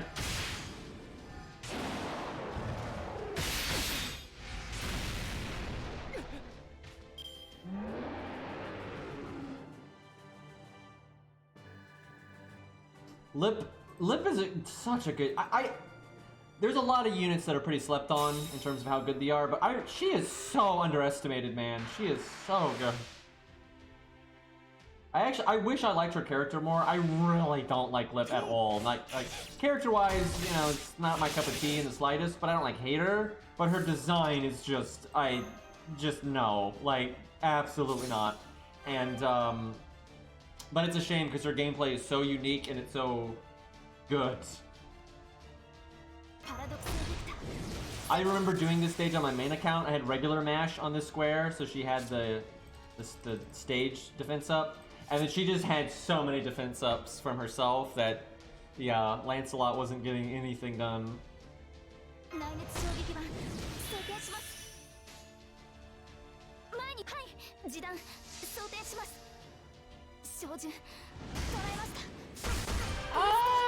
don't really feel like... I mean, if we could have like lined up a crit, sure, but that we would have killed in 2 turns without it. So I think regular mash then is definitely superior there. I'm so sorry, Bedivere. He's so negative value on Bedivere here because he didn't even get a life, and then Herc is getting all his cooldowns back now, so it's rough.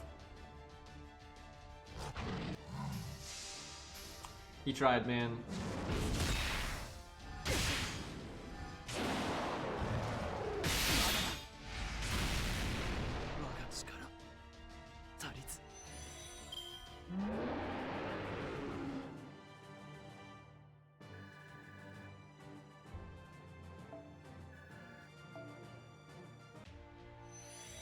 But Medea's got this, guys.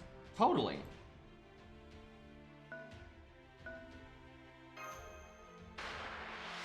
I guess there's a slight chance she wouldn't have killed this turn without that buster up, but I don't think so.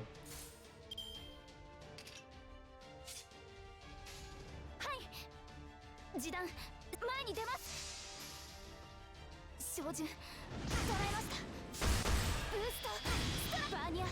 would have been close, actually. Different CE, though, and different command codes and all that. Probably more practical to go that route than using VR mash.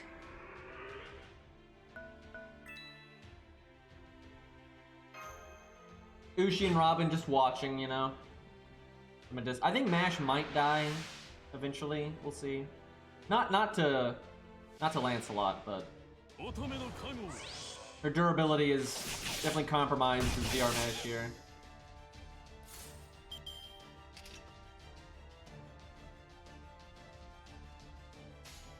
I got NP and then do buster up and nonsense on the next one and see if we kill. Basically, I'm gonna have to kill in 2 turns, and I think I can at least get my NP off. You know, wait, no, I'm doing it backwards. I should have done the other way because I'm whiffing a turn. Like they nerfed defensive buffs in this mode, which is a good thing. They needed to. Although I think they should have done it a little differently. I think they probably should have come up with a half-turn system. I feel like if you 1-turn a stage, it should probably take a half a turn off your defensive buffs. So over 2 halves, it's gone. That way you can still get value out of an evade and things like that, like preemptively. But you can't stack things forever and shit like that. I mean, I do think it's better. What they did now is certainly better than what they did originally. Like that, I'll take the way they did it now. Because the way it was originally was just so overpowered that it was just dumb. It was funny and it was kind of fun to mess around with, but I guess we invulnerability here.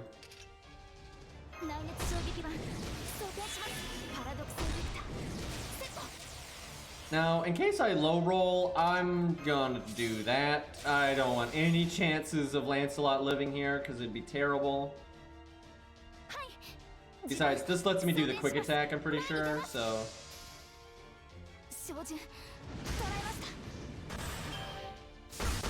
Get that healing in.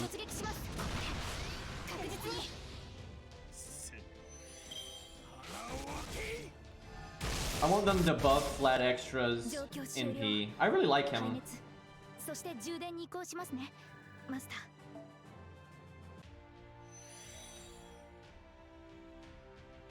Oh. I mean, I could just attack him, but I'm not gonna one-turn him. I should probably take a step back there. Let's see if Medea will dare take a step forward.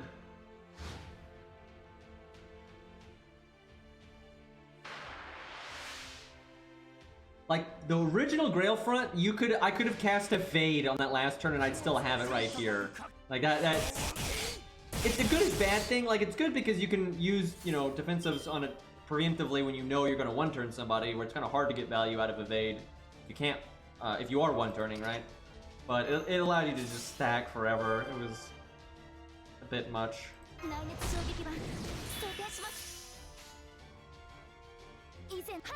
I will say, VR Mash is not doing bad, though. Looks like she's gonna kill 2, and she might not even lose a health bar, we'll see.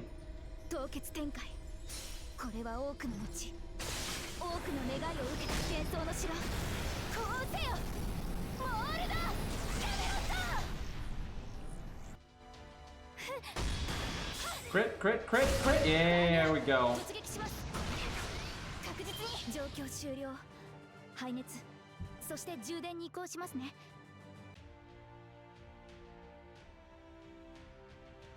She is such a dummy. I don't... You just handing it to me on a silver platter here. I don't even have to move. Why would you do that? Like, unless you could... If she could have attacked, sure, but she couldn't even attack. So, that's just dumb. I don't even care about, like, the faux pas order, because it doesn't matter. Herc up top in the north, just slaughtering any foe that comes his way. Mash is down there having to, like, work, you know, really work her ass off to try to defend off all these opponents, and then Herc is just murdering. By the way, Herc hasn't even lost a life yet. And then his cooldowns are coming back, so if he ever was going to lose one, he could just cast them again, so...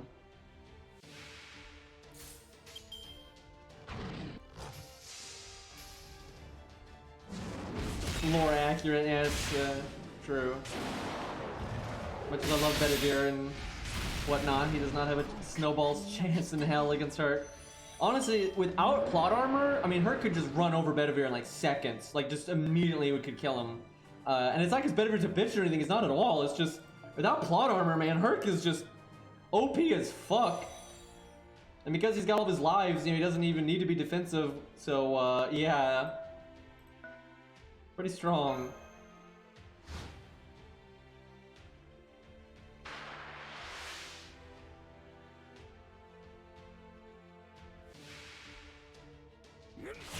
Nice damage, nerd. Got a little in there.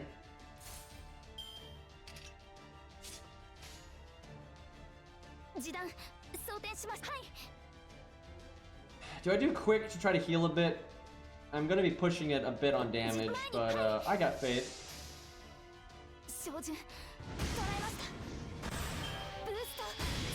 Uh-oh.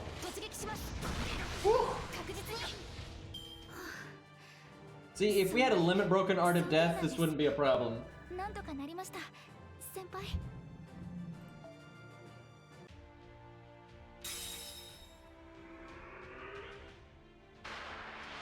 Rare that they double attack. That was the right thing to do, though, but... Uh-oh. Uh-oh. Uh-oh! Aw, shit. Health bar broken.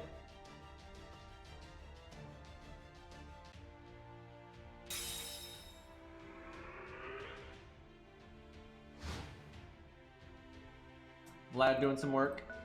Got his MP now. Wait, doesn't his NP have Pierce and Vulnerability on it? Oh, shit. I should have backed off. I'm pretty sure his NP has Pierce and Vulnerability on it. I was like, I got my Mystico. Uh-oh! Think Mash is dead here. We could try to face tank it.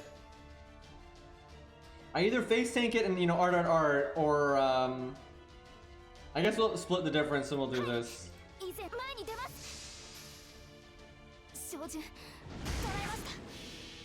That's not good. Yeah, probably should have moved.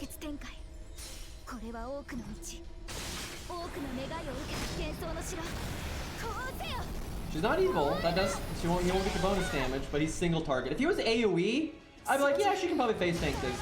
But she can't counterclass because she's mashed. So because that's the trick. AoE and counterclass. That's how you face tank an NP easy, even if it's main story or challenge quest, for God's sakes. But single target neutral, I don't know.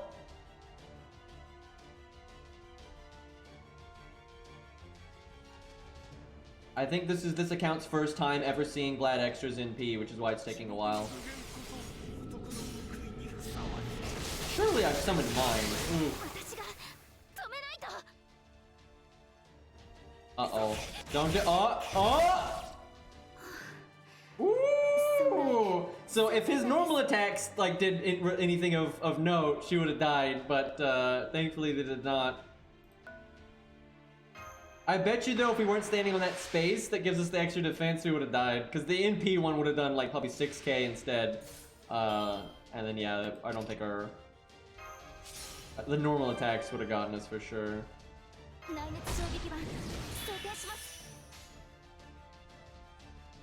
That was close, though. that was fucking close.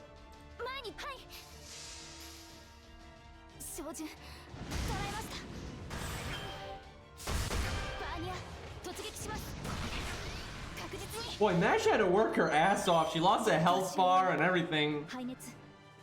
Just barely getting the double kill in there.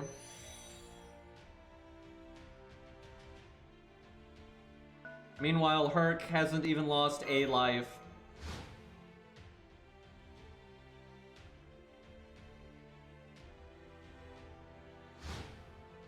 Enemy making good use of their turns, I see. I guess I should grab the stars. There's no reason to, though. Herc is gonna one-shot her no matter what. So if I take a step forward, I wonder if she'd be stupid enough to only take 2 steps forward instead of attacking. Especially if I, like, move Mash. You should really just attack Mash. That's what I would do.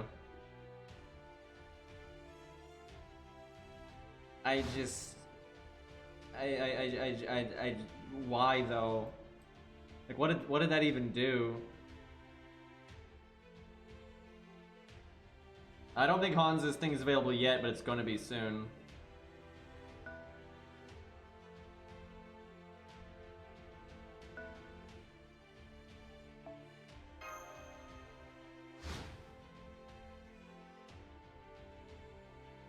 What? I was like, surely she's at least going to take one of Herc's lives. He even moved out of the way, dude. Why though? Like, they could have. Oh, okay, well.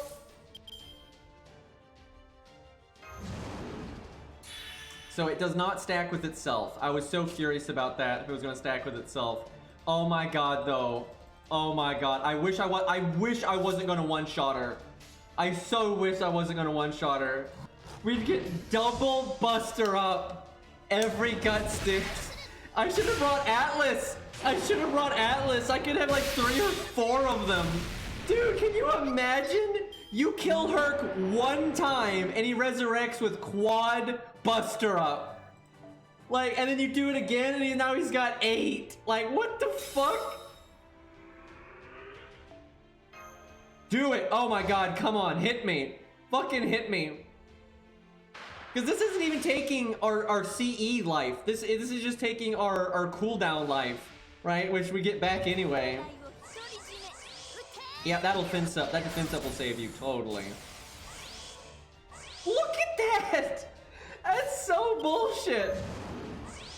Oh my god. I'm doing the attack up just cause it's completely unnecessary, but holy crap, dude.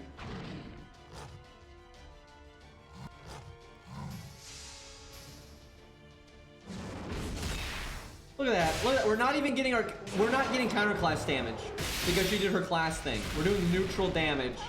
And that's how much we're doing. Good lord. Why did they buff this man? Herc never lost a proper life that entire time.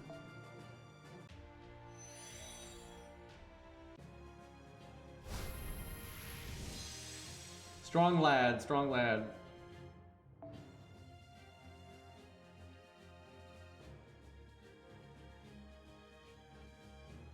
Mash still did pretty well, honestly.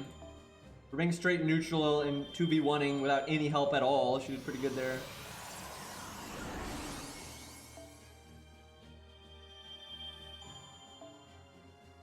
Sure, we'll use the tickets. So, chat, what do you think? Do you think they're gonna... So, Lantoria is getting rated up in a few days with Valentine's, but if I'm not mistaken, she's going to be split rate up with Karen. And I don't really want Karen. So if because she's getting rated up now, I wonder if that means they're not gonna rate her up for the movie. I don't know. They might still rate her up for the movie. We'll see. So I'm not sure if I should roll now on this account or not.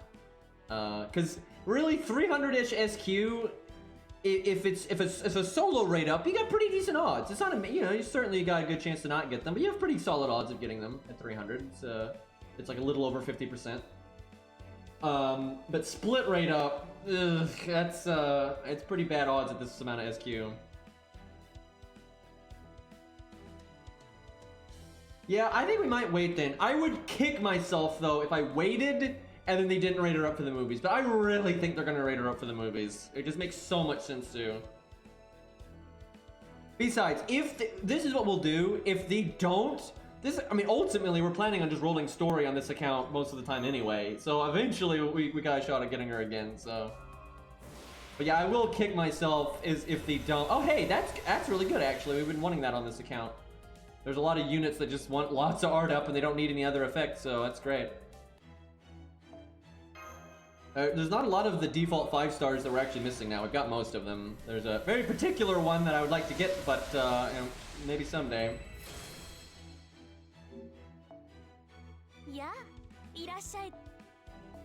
I remember someone saying you wouldn't know that was Ren if, like, they didn't say it was or something like that. Because I think it was like some other game had pirated that image, right? And then someone was saying, like, why would you pirate that image? It's so obviously Ren and blah, blah, blah, blah. And the Theta IP is really famous. And then some guy was like, no, because she's, like, grown up in that picture, you really can't tell at all if you didn't already know about it and blah, blah, blah, blah. I'm like, what? It just looks like Rin, right? And I never even noticed that she was, like, older in that craft essence. Like, I never really paid attention, so I was like, oh, hey, it's Rin. I remember when I first played this game, I got that CE pretty early on. I was like, oh, it's Rin, great. Alright, let's see, it's probably way down here. I want to level it some so I don't forget that I have it.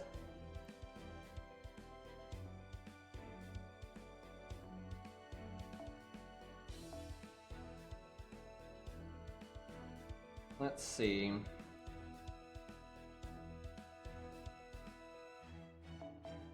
Guess we'll just do this stuff for now. I need to manage my other stuff.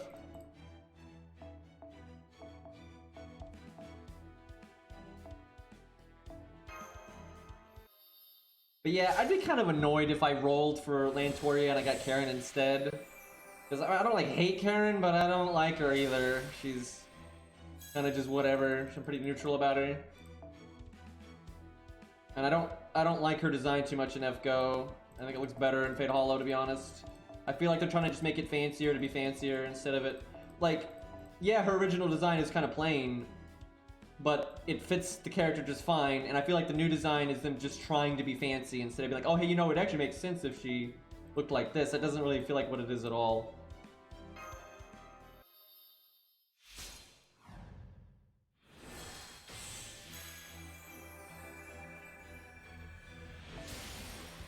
That's fine right there. I've yet to get a CE on this account that I'm like, yep, I need to get this one leveled.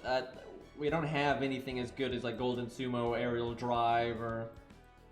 This one is good. This is up there, and we do use enough quick units that I've been happy with this one, but it's not quite like the CE that we want. I need a like really good go-to CE for Herc when his Bond CE is not the right answer, and that happens a decent amount. Wouldn't mind leveling Art of Death more. I should level this more just because this account has so little starting NP that we actually do have some use of it, where my main account has none, and it's obnoxious trying to find it at its level range, so...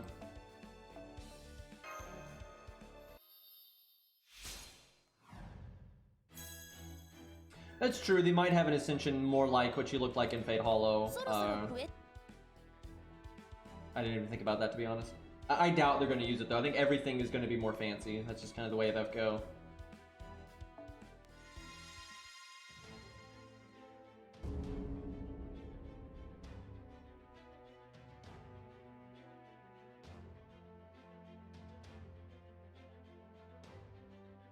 Okay, this is where it starts getting spicier.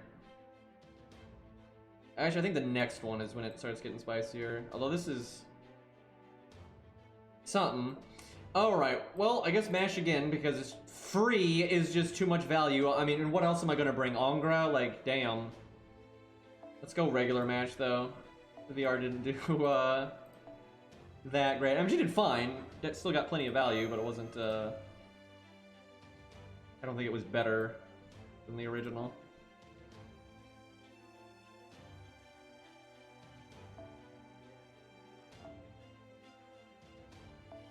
Sometimes I don't change her cards because I don't care enough, but, whatever. Oh god, I didn't change something.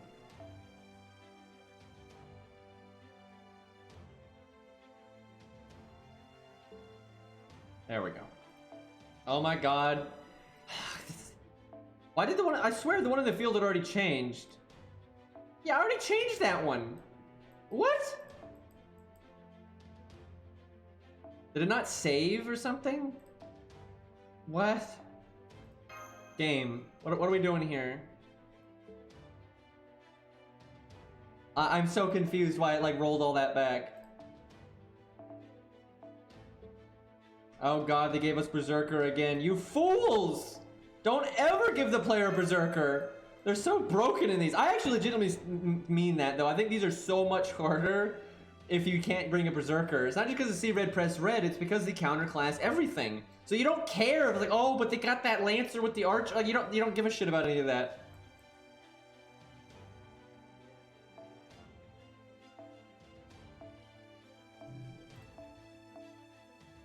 And then Herc is, you know, pretty good. Could give her that. That would have been good last time because it would have stacked with the other one. Because it's not limit broken though, I feel like... Nah. We just Art of Death again? That was alright. I'm gonna be so happy when I get my other copy of Art of Death on this account. Holy crap. Especially because, like, Art of Death gets so much value when you don't have a lot of those CEs, like, from the past. It's one of the better guaranteed ones you can get.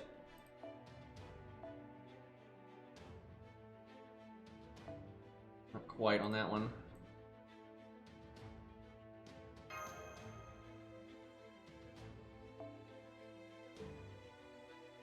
Let me look at their gimmicks. I forgot what they do. Oh, I think whatever gimmicks they get, it's after the stage starts. Yeah, Yang CE is just godly. The only thing is you've got to switch the command codes every time you want to use it. Unless it's a unit like Jerker or Yang herself or something like that. Although even then, you kind of want to have the command codes because you don't have 100% uptime on your skills, so... give me a second, I need to get water.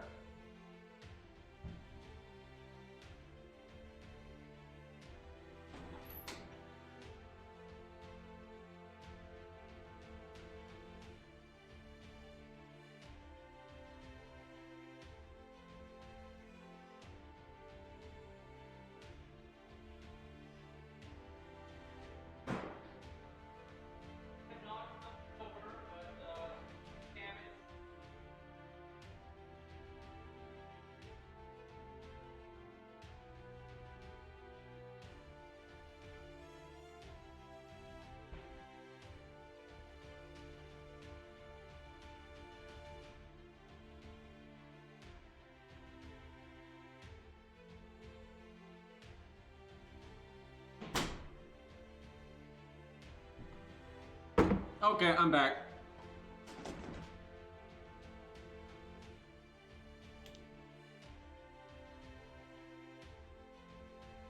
Alright, let's see.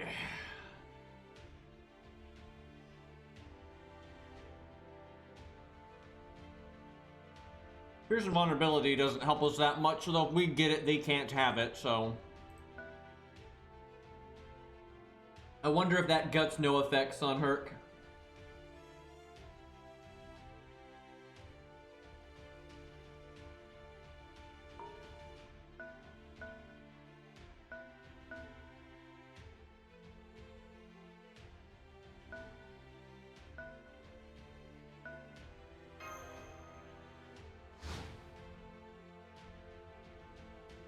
If they're smart, they'd send Diarmid at Ku like immediately.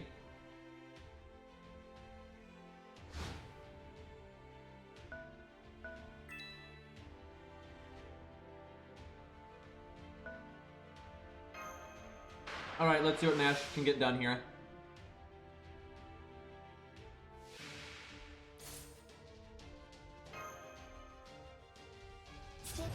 Nice sure hit, nerd.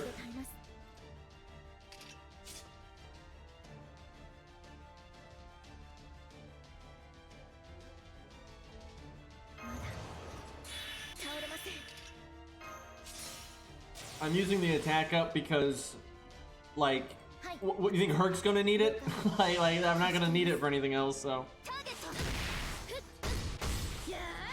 If they can get her low enough that I can NP art. Although she could have NP art and killed anyway, so.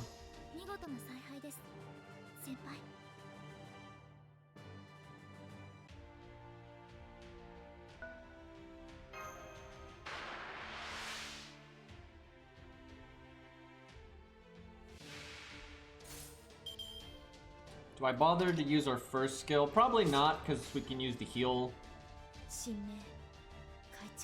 I almost want to not art, so I don't put the command code heal on cooldown, but that's probably not worth caring about.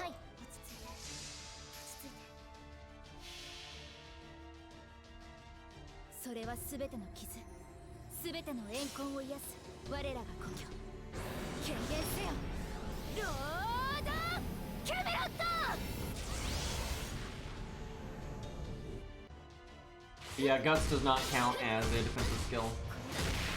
Kind of its own unique classification.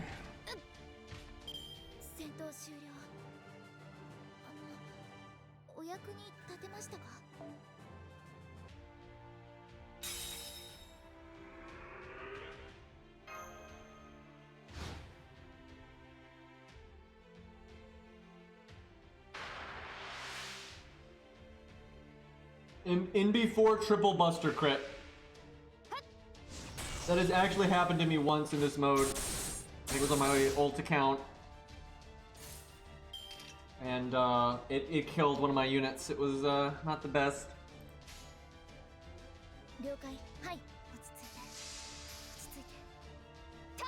Well, Nash is winning this easy as fuck, dude. She's low enough to kill her. Like, she can't one-turn people, but she takes so little damage by two-turning them that it's fine.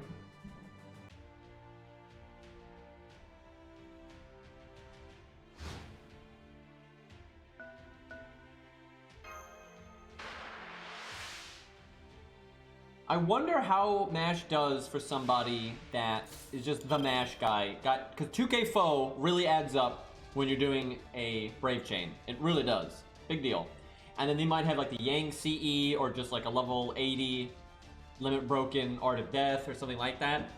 I bet you someone that's really put in the work to make MASH as strong as possible probably can one-turn a lot of this stuff if it's set up properly, especially with the Yang CE and just with good command codes. Like there's command codes that will increase your damage a lot, like the Gilgamesh one and all that. So seems pretty possible.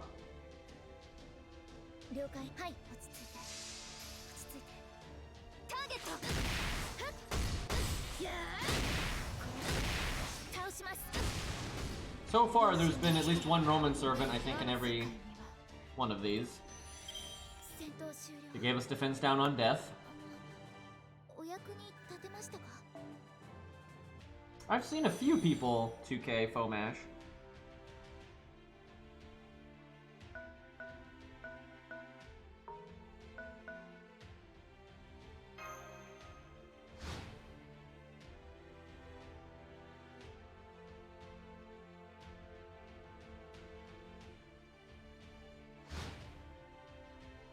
Well, they're not moving Dearman a bunch per turn, so I can probably just wait on Herc. I don't think it matters. I guess Mash will get the Guts buff. Why not? If Chiron attacks me, I don't even care. Mash tanky. What? I don't understand. What? And he didn't even do anything else. Why though?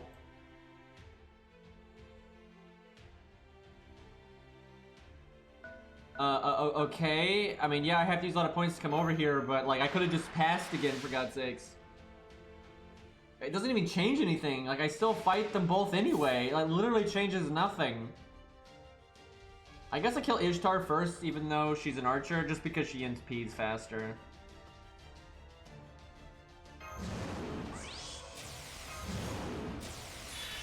In no way do I need this attack buff, but one must always make sure to kill Ishtar.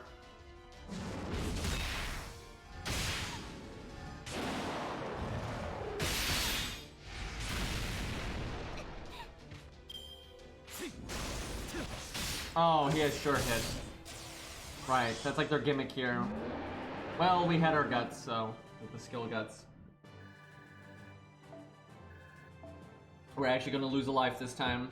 It's because I moved forward. I could have just like not moved forward, but let's see. If I had Q up more, I could have put Q behind Herc, so he'd be in the fight as well, and so then their damage would be split. But this is not that big of a deal.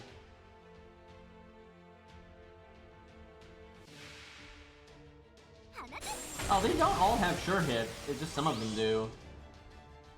Attila did and Diarmid did, but Ishtar here does not. Well, bye Ishtar. You tried.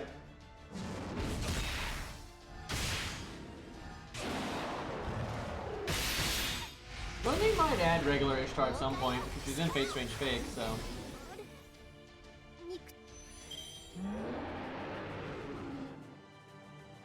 I don't know, they might not though, just because... If they have an excuse not to do more work, that I think they're happy for that. And then two, most Ishtar fans are happy enough with what they've got, and then there might even be some people to be mad, you know, that happens. Like how some Artoria fans don't like Arthur and whatnot. So I don't know if they would bother with it or not. Well, we're losing a lot more lives in Herc than we should because we're letting them attack so much. But I was impatient and I moved forward, so...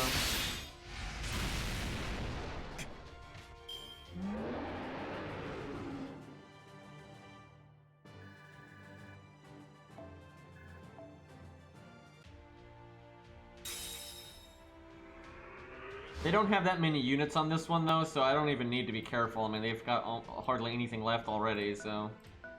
And now that Herc gets to be offensive, you probably won't lose any more lives. Might lose one more. We'll see.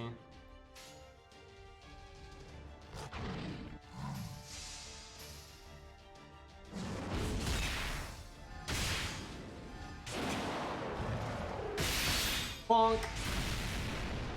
I like the background. I like how the most meaningful buff that they could get rid of, they can't get rid of, so...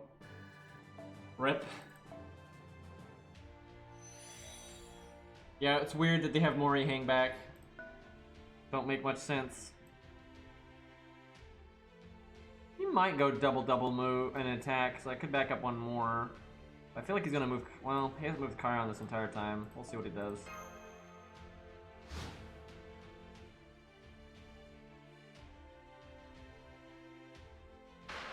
I could have kept Herc up then. Bit of a mistake.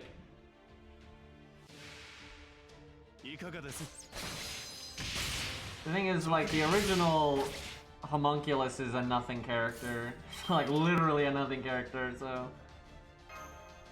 I might name it something different just to make it clear who's who, but it's still gonna be Ishtar, so...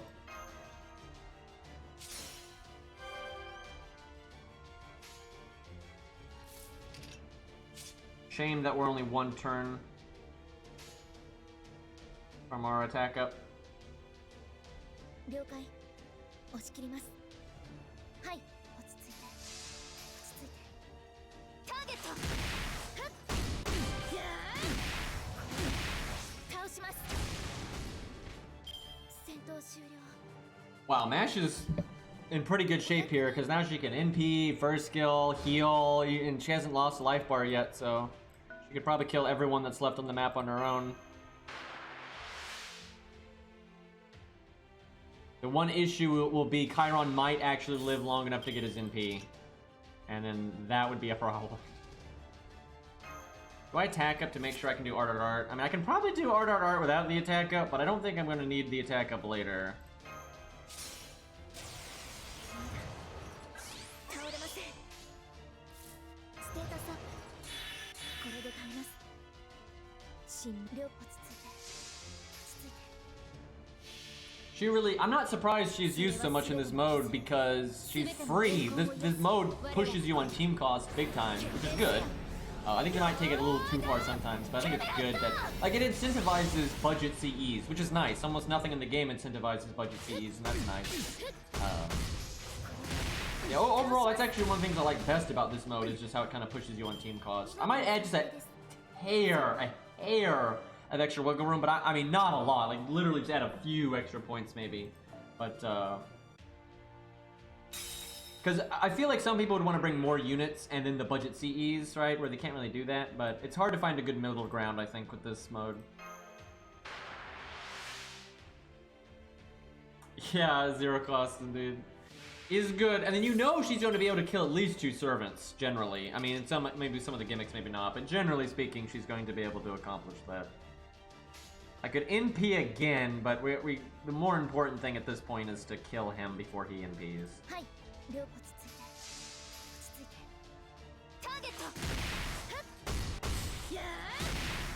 So it's really nice for me though because I Grail low stars and their team costs don't change, so I get a lot more boom for my buck generally, especially as these stages get harder, because when they first made Grail Front, they just were so easy, who even cared about anything, right? Whereas it is now, it's getting a little bit harder, which is good. I'm hoping to keep it up. But you really get a lot of boom for your buck out of Grail low stars. Wasn't Herc like the most brought unit for Grail Fronts or something like that? I know he was the most brought Berserker. I don't remember where he placed in general. I want to point out though, the most brought in general is really warped because not every class is available in every stage. So, you know, it was Herc 1, 2 Mash, 3 Coup. Well, yeah, it doesn't surprise me. Coup and Mash make so much sense too because like so much of the player base has them. That's crazy that Herc won though, because not everyone does have them. Although I have to imagine most people play this game have been playing it for a while now, and they've gotten access to at least one 4-star ticket. So anyone that wants Hercules can have them, really. So, and you can also re-roll for them. So you can get spooked by them easily, you can re-roll for them, and you can pick them for your free 4-star ticket. So anyone that actually wants Herc at this point, I would imagine has them. And you might say, oh, but you don't have them on your main account. But that's because I do have them on my other accounts. If I didn't have other accounts, I obviously would have picked Herc for my free 4-star ticket by now. So. Also, I've gotten unbelievably unlucky that after all this time, I've never gotten a Herc spook ever. I got so unlucky because I've been playing my main account for so long. And I've gotten every other 4-star, and most of which multiple times. So yeah, a bit silly. Okay, I need to kill him right now. At least we have guts, but I'd really like to not lose my health bar just for the pride of it. Come on, Mash. We're like right on the edge on the damage here. No low rolling. Woo! Overkilled by like 1,000 there. He removed our guts when he died. That was our stage gimmick too. What a dick. What it feels like to be Achilles, man. It's actually worse for Achilles because, did we just like disconnect? I have disconnected from this mode more than like any other. Okay, there we go, it's back. But, Achilles got it worse because Achilles was like showing mercy to Chiron throughout that whole ordeal. Like, doing him a lot of favors when he didn't need to. So if I attack, no, I don't think Ku I think would come with me if he was, like also pointing towards him. He would defend if Hercules got attacked. But as much as I love Asterios is never getting to attack.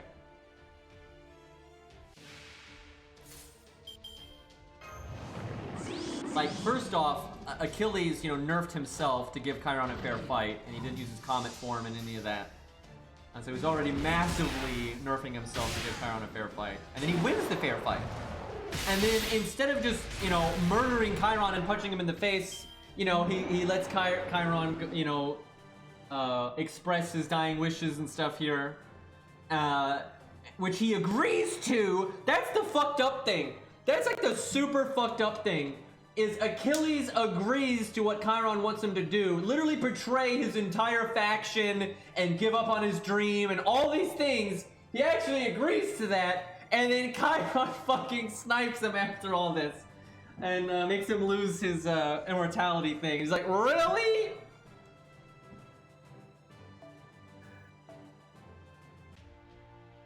Which they did that, by the way, so Achilles would not kill Amakusa. That's literally why they do that. Like, I'm serious, that's 100% why that happens in the story, is because if you think about it logically, if Achilles did not get nerfed by Chiron there, he could kill everyone left in the story. Like, rather easily. So that they kind of did that to just prevent Achilles from... They gotta have Zig be the guy, right? Zig's gotta be the self-insert hero, save the day, beat the final boss, you know, yada yada.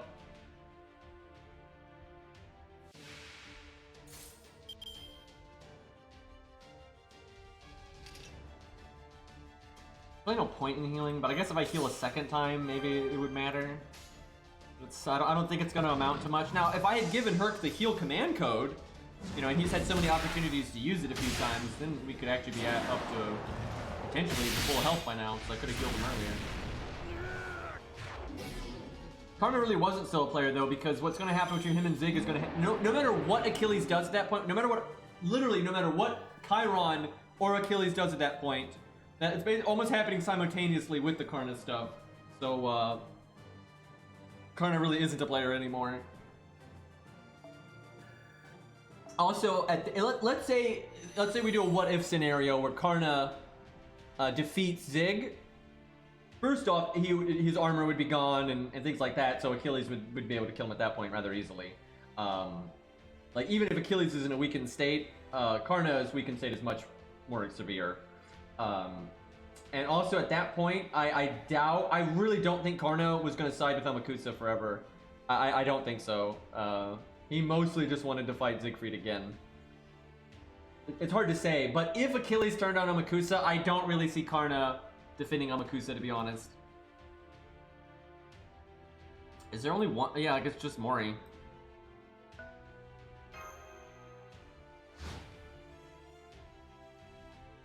Yeah, Black Team really did not have a chance. They were pretty fucked.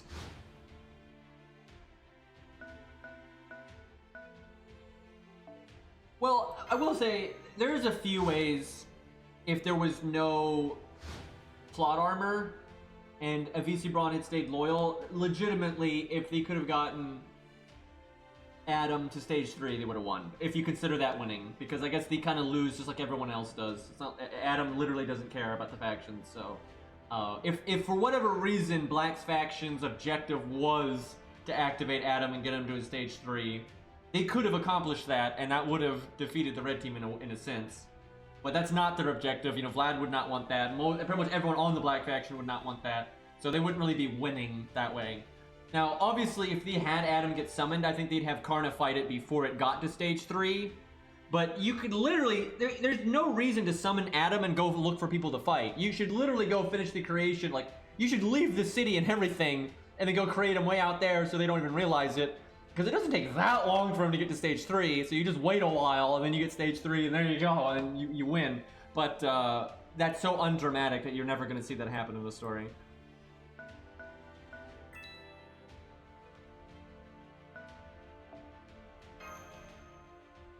See ya, Aerie. I'll be wrapping up in a minute anyway. Kind of I want to finish these Grail Wars though. I need to get this done before Valentine's.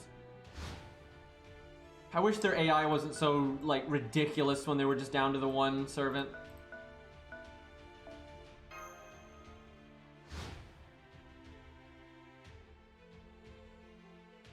I don't even know what they're doing at this point. I might just let Mori attack me. I mean, I've got guts. It's there to be used. It's just nice to not waste resources if you can. I don't want to do the dance right now.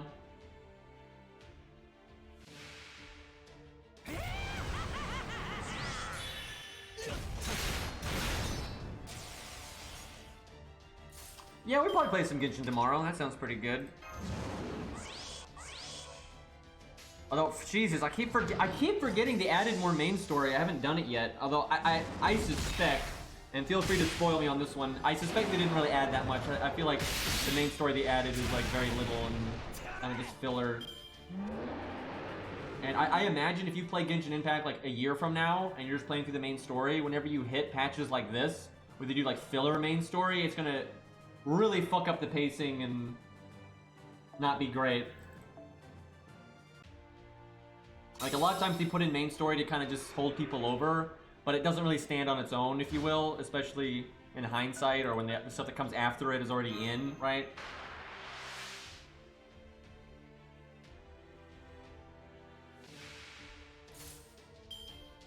Yeah, APOC is a mixed bag. There definitely are aspects of it that I really do like, and there's certain parts of it I think that are really good. But the anime really dropped the ball, and then the book's certainly not perfect, but I do think the book is significantly better than the anime when it comes to characterization and explaining the battles and blah blah blah blah. It's just way better. It's not comparable. It's just way more fleshed out in that department. I mean, the characterization is just infinitely better in the books. But obviously the anime's got the music and the voice acting and all that. But I do not hate APOC. There's certain parts of it that I really, really like. There are definitely parts of it that I really, really don't. And the anime was pretty disappointing to me. The voice acting wasn't disappointing. The soundtrack and the voice acting was not disappointing to me at all. I super enjoyed that aspect of it. But how much they watered down the characterization of a lot of stuff was not a fan of. And they had to cut so much. They just had to cut so much freaking stuff.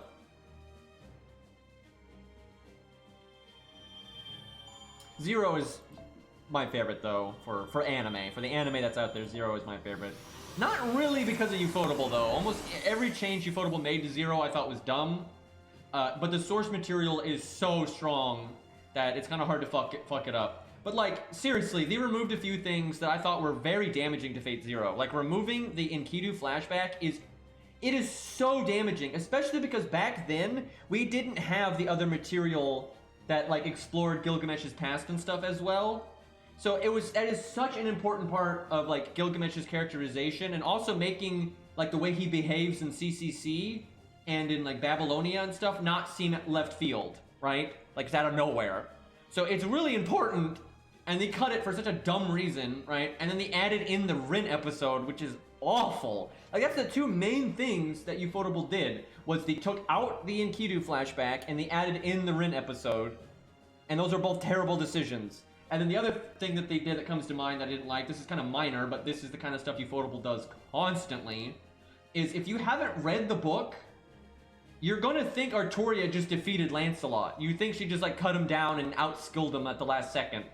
Which absolutely does not happen, and it doesn't actually happen in the anime either. It doesn't.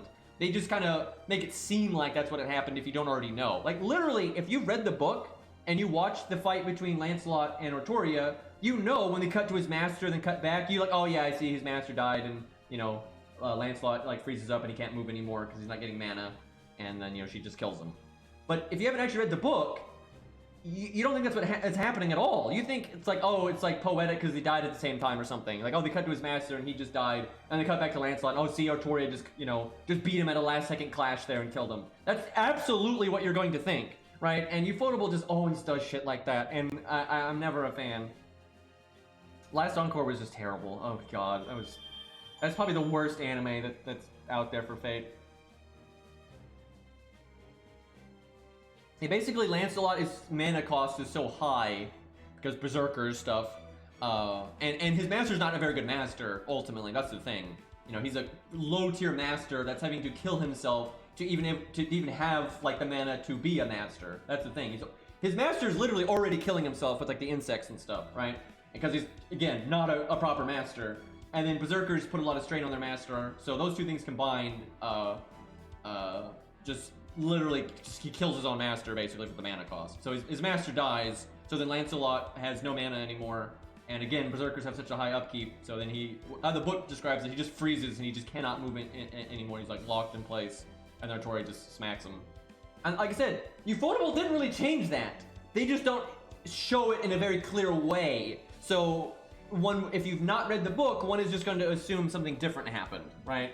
Which I'm not a big, I just don't like that. Like, they do that on purpose, because first I thought it was like maybe just coincidence, right? But they do stuff like that throughout, Unlimited Blade Works and stuff so often that they do this thing, it's like a technique, where they're like, okay, the hardcore fans, we're still technically representing what happened, right? And so the hardcore fans aren't even going to think about it, like, oh yeah, see, that's the thing, right? Yeah. And then, but then the casual fans are going to think, oh man, Artoria just kicks everyone's ass, right? Like, that's just like their whole shtick. It's not hard to explain visually. It's not. It really is not. Like, they did almost the only thing you could do to not explain it visually, because they don't show what happened. They cut to the master dying, and they cut back, and Lancelot's already dead. He's already been cut down, right? It would have been so easy to show, like, because literally what happens in the book is he's about to strike Artoria down, and he just, like, freezes, like, mid-strike. He just, right? And then master dies, and then she cuts him down. That's easy to show visually. You just show him going for, like, an attack, and then he just stops moving, like, and then you can show the master dying, and then you have her, like, inner, thoughts that she has in the book, pretty much, and then just cut him down, right? That's easy! That's not hard to do at all! Right? What they did was they literally cut away and then cut back after she made the decision to cut him down, and they never showed him frozen in place. Ever! It is not hard. It's literally the easiest thing to show visually that someone is frozen in place, because you don't have to animate them. You just draw them once, instead of, you go from them moving to them not moving, right? Not hard to do visually in the slightest. Like, it was very much an intentional decision. Like, originally I was like, oh, maybe they just liked the kind of poetic thing of showing the master dead and Lancelot dead at the same time or whatever, right? And if it was in a vacuum, I would say it was a coincidence. But it's not in a vacuum. You have the fight with Kojiro and all these other, and Ku and Herc and everything, all these fights where they do the same kind of stuff, the same kind of techniques. It's clearly not an accident. And because not only do they do those same kind of techniques with Kojiro and Herc and Ku and everything, even when they have Ku talk to Emiya later, right, that should have given clarity to that he was holding himself back against Artoria as well, they worded it in a way where that's still technically true, but it's worded in a way that you wouldn't assume that if you didn't already know, right? They just keep doing stuff like that. It is blatantly intentional, and yeah, I don't care for that, because it's not fair. Basically, it's like trying to give all the credit to Artoria at every chance you can, even if she doesn't deserve it, and taking everything away from everyone else that's the cost, right? And that's not fair, because Herc gets like nothing all the time, right? In Ufotable's adaptations, Herc looks like a giant bitch that never accomplishes anything and sucks. That's not fair, right? So yeah, not big on that.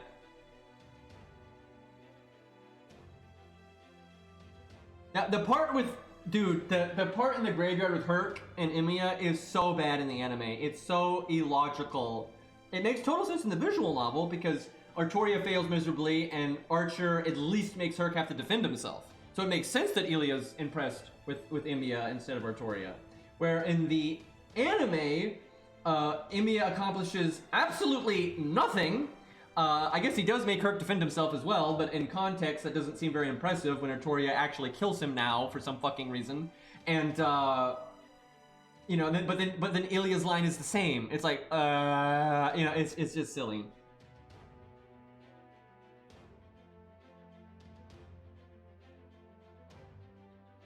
The thing is, Herc didn't really look good fighting Gil because he still lost, right? It's no credit to him. But that's another thing that they changed, though. He's actually did not do that well in the visual novel. Like he still breaks out of the chains and everything, but like Gil is never worried against Herc in the visual novel, and they changed that.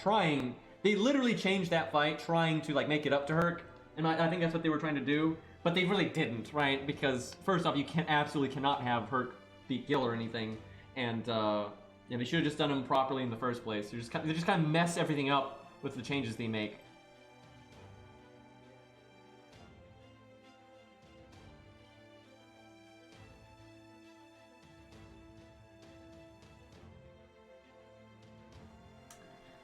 Honestly, Dean Stay Night does a much better job of at least showing off how overpowered Herc is and why everyone there keeps saying, oh my god, he's the strongest servant and stuff, right? I think Dean Stay Night is one of the only Fate anime that actually does a good job of showing how powerful Herc is and how threatening he is. I think it's like, it really is the only one. And that's kind of a shame. Guess we do Art of Death again. This account just doesn't really have anything else worth a damn for her, so... pushing on team cost. 100 Face is kind of more important than Karna because nothing counterclasses... Actually, nothing counterclasses either of them. So I guess Karna is more important then. Maybe I don't even bring 100 Face. Well, the only other option would be Caesar.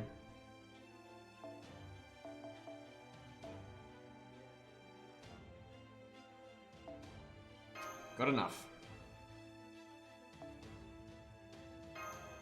This might be tough. This is not the strongest team, to be honest. Yeah, I thought Archer versus Herc was pretty good in the Dean anime. I think the Dean anime, for the most part, is good. The two big cons to it that I can think of are, one, the animation quality is not that amazing. But really no anime from that era was.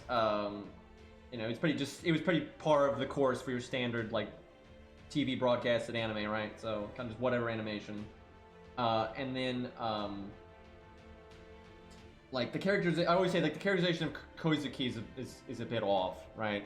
Oh, and actually, one other thing that I think is a real negative to Dean Stay Night is just some of the inherent stuff that's wrong with the Fate route in general, right? Like, the original Fate route of Fate Stay Night, which is mostly what Dean Stay Night pulls from, isn't that great. It has a few good things about it, but there's a lot of crap in the Fate route and a lot of like loose ends and stuff, which actually they fixed up some of that in my opinion, but yeah, most of its faults I would say are just the Fate route and just it being an old anime, really.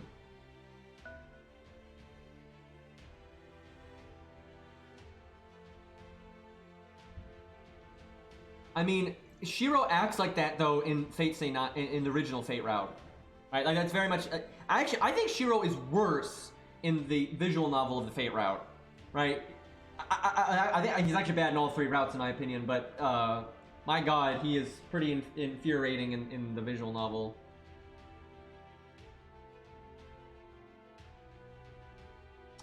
Where do I want to move my guys? So the two riders are up front, so I guess I just move up 100 Face.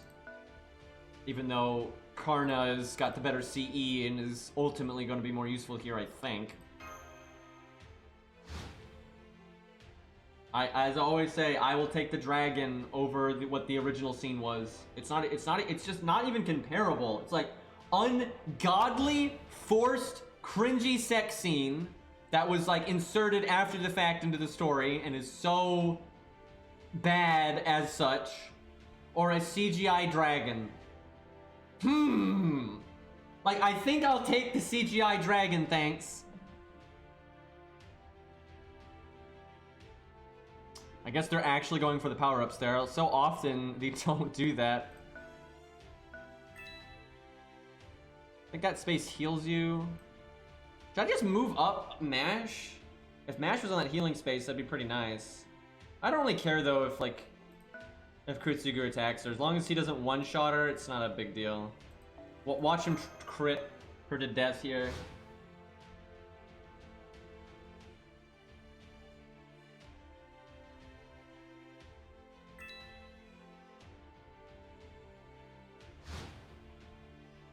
I don't understand what the enemy is doing right now. I am so confused.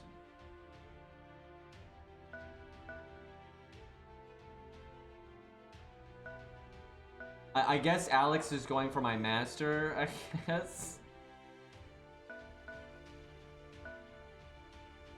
I guess I'll move there because I can switch next turn. Doesn't really matter what I do with my master. As long as I get Ushi to go for 100 face here, we're good.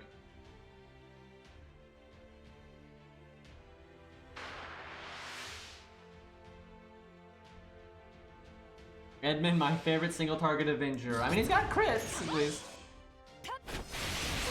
Kind of works for single target. Look at these crits, though!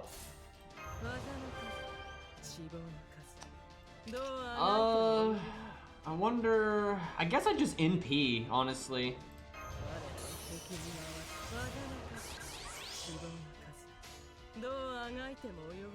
I would love it if I could NP and somehow not kill her and then do art, but she's absolutely gonna do the 50k, so...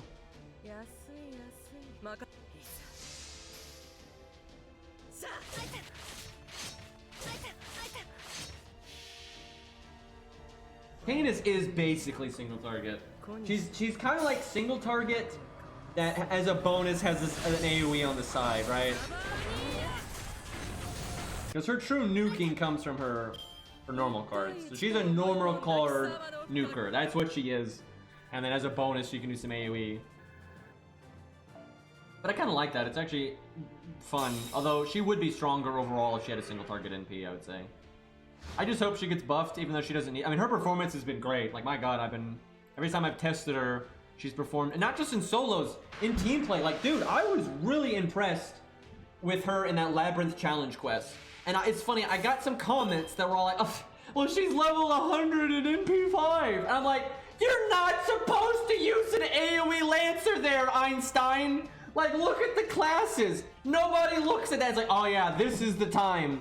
Clearly, AoE Lancers are getting value here. It's like, no, not at all. You want like a Berserker or maybe an Avenger or something like that, right? There's literally no value to an AoE Lancer there, but she still was able to do good enough. So that was, and all budget units supporting her. So I was very impressed with her team play, and I've used her a few times in team play, and she's always done quite well.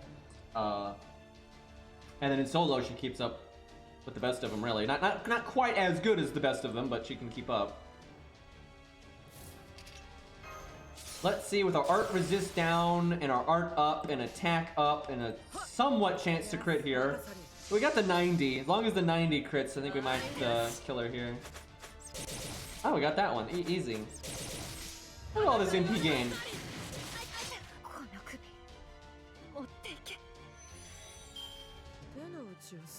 Right, why would I have even needed to say the word? What? I wasn't even talking about that. That was like the, it had Kiyohime, what's her name? The Neat, I forgot her name. Who else was there? Hokusai was there. Ibaraki, Banana Oni was there. It was like 6 servants, right? It's a pretty tough one. It wasn't like the hardest challenge quest ever by any means, but it was a pretty legit challenge quest. And again, it did not incentivize an AoE Lancer. It incentivized an AoE, but not a Lancer. And yeah, Caenis still did great. So apparently 100 Face is doing all the work right now. Could move her up to that defense spot, but she's gonna be fighting 2 assassins. Doesn't really make any sense. Switch with Mash.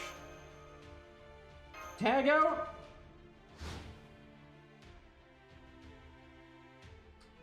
I would definitely say it's above average in difficulty challenge quest, but it's not like, it's not up there with the hardest of the hardest that we've ever had. But it's definitely in the, the over 50% or whatever.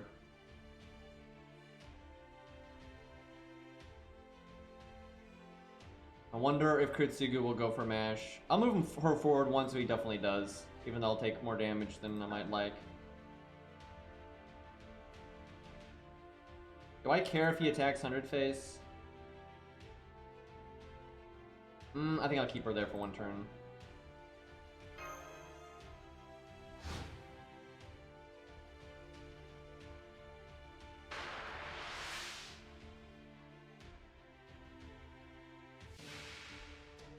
I actually think JP Gramps was harder than NA. I've said this before. Like, oh my god, he triple crit. Well, that hurts. But NA Gramps was objectively more RNG than JP Gramps. That's just he was just more RNG. There's no way around that. But I think the way the RNG was, it allowed you to be able to get lucky, and I know this because I did it. You could win with teams that you absolutely could not have won with on JP. On the flip side, though, you could also lose with teams that would have had a much better win rate on JP just because you got unlucky. So it kind of goes both ways. NA's made it more extreme, where you could definitely get worse luck in a way that a team that would have had a higher success chance would end up losing. But you could also win with teams that you honestly had no business winning with. So it's kind of a double-edged sword, that one. Ultimately, it's just not that well made of a challenge quest. It's the gimmicks are a good idea. I love the idea with him always attacking the front unit and killing the ads and all. It's really a good idea for a challenge quest, but I think the implementation of it was so off. Like, it was so, like, unreasonable, especially for an account that had started playing after Fate Zero, and they didn't have their own Iris Veil, so they'd have to summon an Iris Veil or something like that. But then they wouldn't be able to summon a Coup Alter or whatever, or a Plot Monk, or, you know, so unless they happened to have one of the other, like, important pieces on their own, it was, like, really unreasonable. Okay, if I attack, that puts Okita in, but I can just use my invulnerability, so... I think Leonidas in Guildfest 2, gimmick-wise, is incredibly similar to Gramps, but it's just balanced and tuned way better, and so it's a more satisfying challenge quest overall.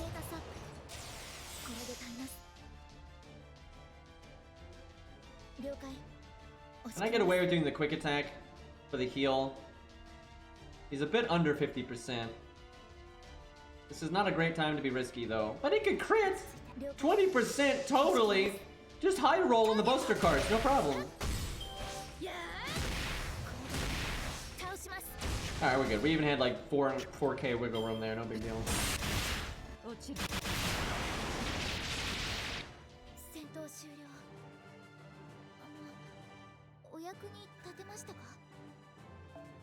I wish you had DM'd me, White Flags. Always like trying to help people. Unless you don't want the help, then, you know, fair enough. But, I know some people, like, they did not have, like, some of the key units that'd be helpful. They could obviously summon one, but it's like, you gotta find the right one to summon to work with what you've got. And I know a lot of people struggled with that one.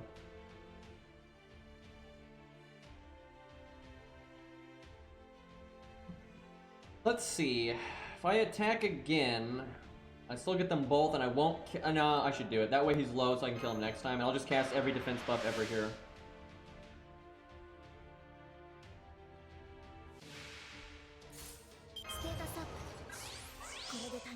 Yeah, Parvati's a good option for sure.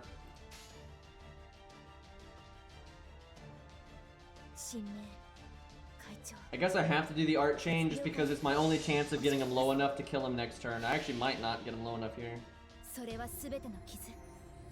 Yeah, Achilles can work. And you don't have to do it the AoE, quick AoE route. I've seen a lot of people actually kill Nobu last and they do more single target stuff. That's a totally legit route as well. There's several ways to approach that challenge quest.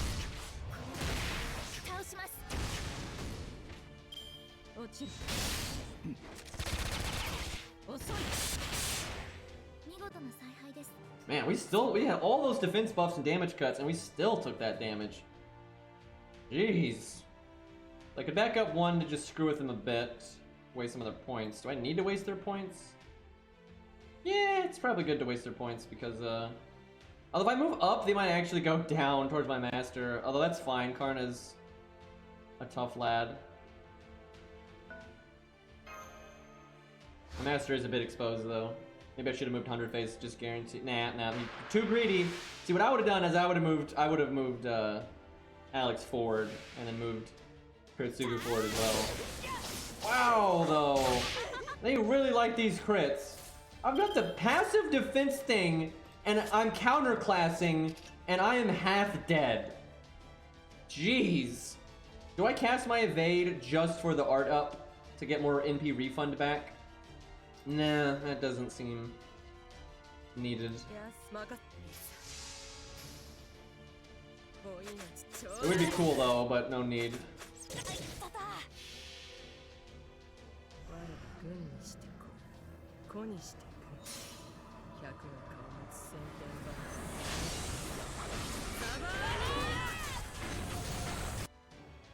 Art up gonna miss anyway. You could have done the buff success chance thing properly. It's a thing you can do. Although I don't remember if this account put that on her. I know the account has the command code. I don't remember who the hell I put it on though.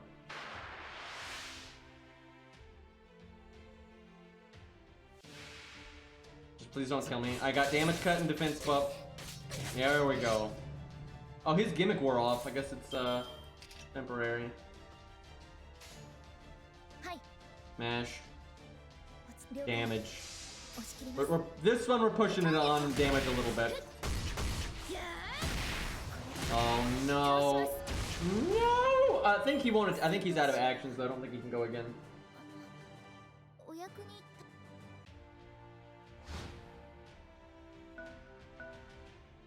It's good that we killed Alexander though, because we won't have enough points left over to attack with 100 face twice. But I only need to attack once, so it's fine. Healing though. Mash has not lost a life bar yet.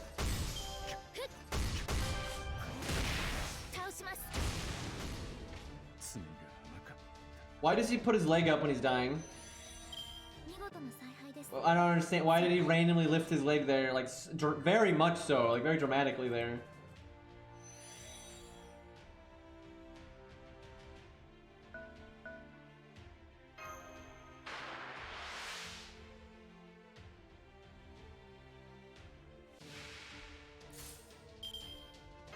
Love it. The value. She hasn't lost a health bar either. I'll save that heal for Mash. Oh wait, I do need to attack twice, I think. I should have probably done quick NP last time because I could have made more stars. Damn it. And she does not have the buff success chance command code. Landed the buffs anyway. I'll go for the crit. 40, 20, 70. Well, at least we got a crit, but not enough to kill. Needed the Buster to crit, I think.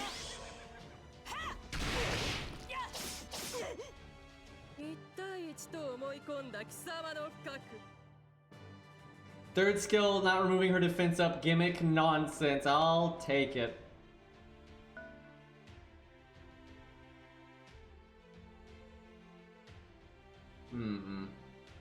Probably move Mash just so Akita can't attack me twice. Watch Alex Buster crit like a champ here. I forgot that Ku is on this map. I completely forgot about that. Dude, Martha, Ruler Martha would get so much value here. There's divinity everywhere. And rulers are really good, so.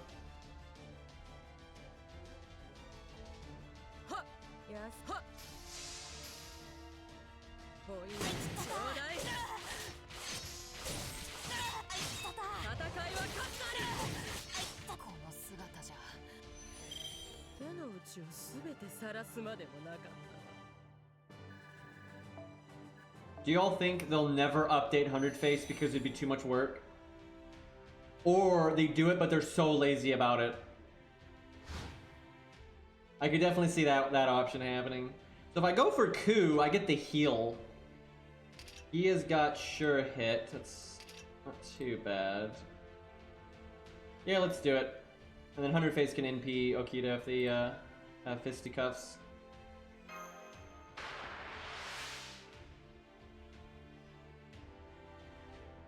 100 face is way above day 1, so it's not as big of a deal. But it'd be nice if they touched her up, I think, a bit.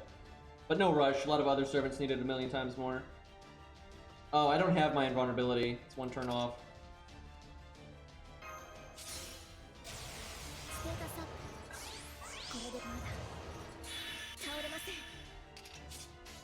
Well, 3 of a kind bonus with the attack up for the extra card. Hopefully that's enough to at least get him low enough that I can kill him on my next attack. Should.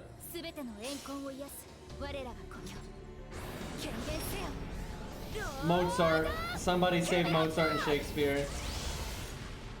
Their animations are terrible, and they've been in the game since the beginning, so they deserve it as much as anybody else. Okay, that's low enough. Very nice.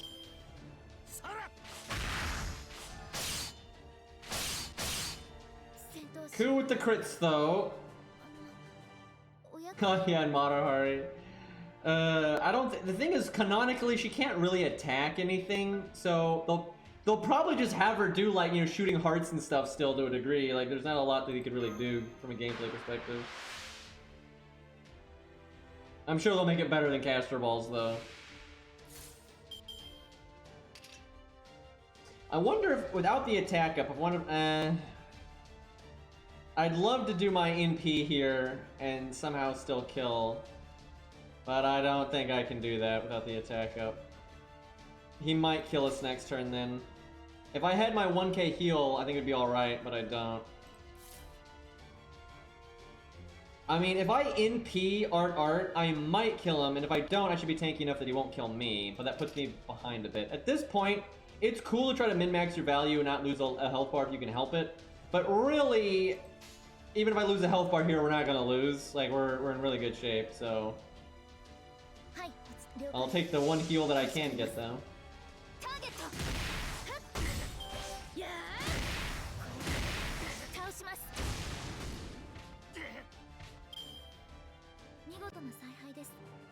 We might live. Depends on if he crits. And if it's Buster or not. If he quick crits, no big deal, but there's a Buster crit. Pretty big deal.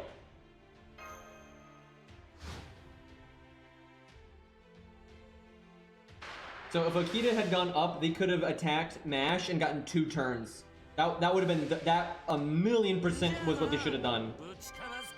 Because, yeah, them getting 2 turns would absolutely take out Mash's health bar, and she wouldn't even get to attack back, most likely. So, and even if she did, she certainly wouldn't take out anyone's health bar. So, yeah, they kind of fucked that one up. I don't know why I put the crit in the middle. I have no idea why I did that. Yeah, having Shakespeare get some voice lines would be swell.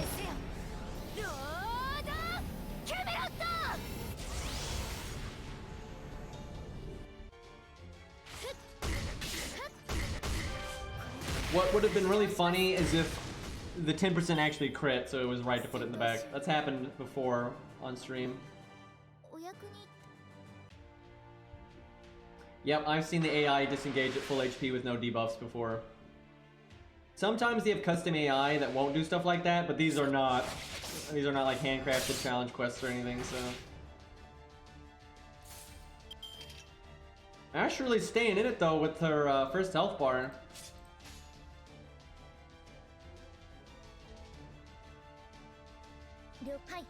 If we could get a crit here with that 10% Buster, might actually kill here. 10% chance for glory, not happening. But that rate was so much higher than the SSR rate, though.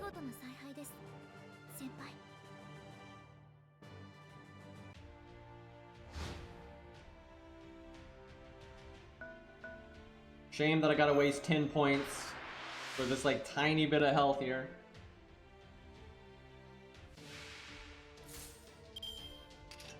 No point in using the Mystic Code, because she's probably not going to fight again after this.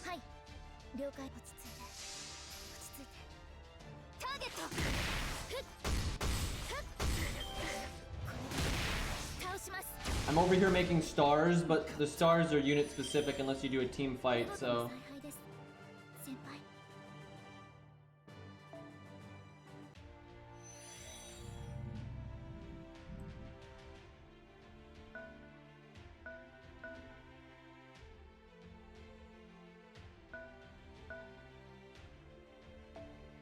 Come at me, brah. Oh, right, there's one more enemy left. I completely... There's a map here!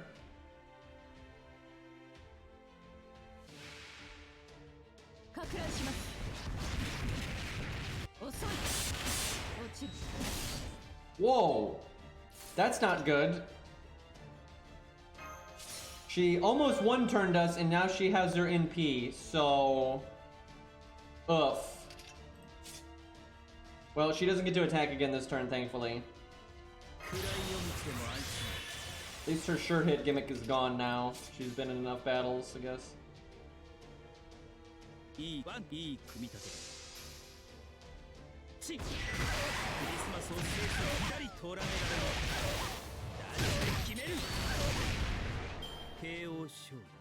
I think I can kill her next turn, actually. If I can do like a good normal card turn and then NP.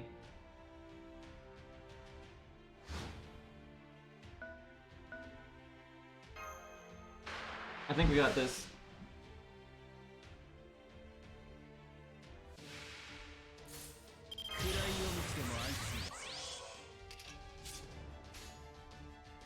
One, two.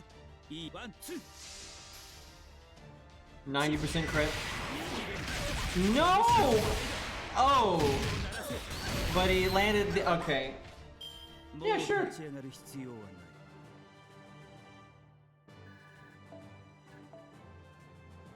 I don't even, man, but we'll take it. Alright, nice, she's dead. She had such a strong start, and she could have done so much damage to us, but we're getting so many free actions on her now.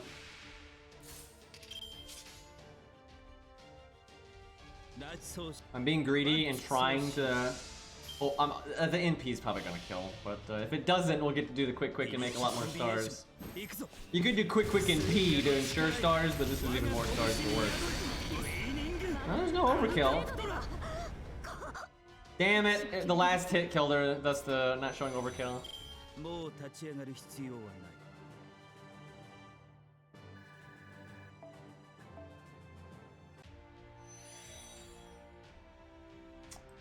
Well, I don't think, I think she has Divinity back there actually, if I remember correctly, so that's another one that Martha would counter. But I don't think she's got a chance back there. We didn't even lose a unit. Hell, I don't think we lost a health bar. Did she lose one? Nope.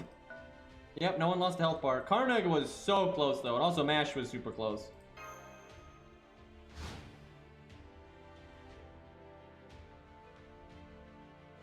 She just surrender. It's hopeless.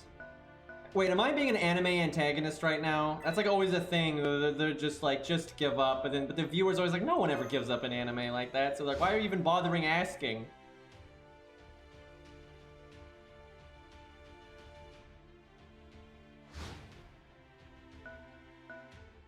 Wonder if she'll come over. You know what? Let's see if she stays there so I can attack her next turn. That would be ideal. Because I'm kind of low on health. Damn it! Last second, they fucked it up.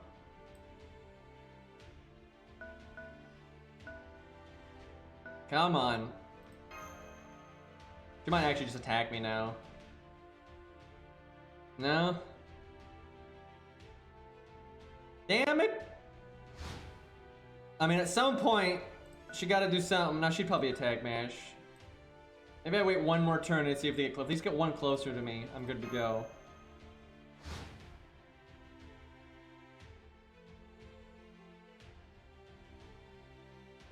The one time you don't panic is if like your final servant is, you know, so much stronger than everything else, right? Like lore-wise, if you had like, you know, Enkidu or something.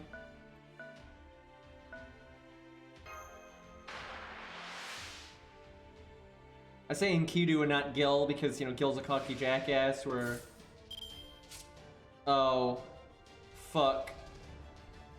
That's actually... My evade's gonna wear off, where it lingers, it normally lingers, so if she attacks, you know, I wouldn't die. Do I have my heal back? I do. Okay, we're probably okay then.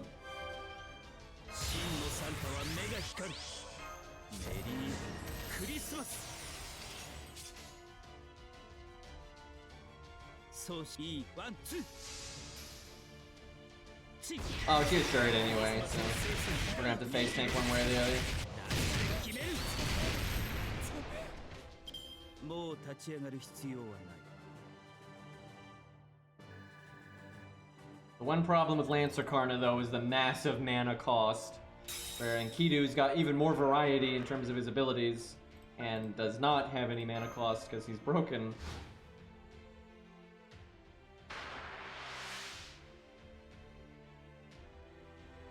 Don't break my health bar. Don't run the streak. Uh-oh, that's a crit. That's another crit. That's a buster crit. Holy shit. She gets the super punch. 暗い夜道でも安心ラッシュと行こうワンツーそうしよう Get out of here.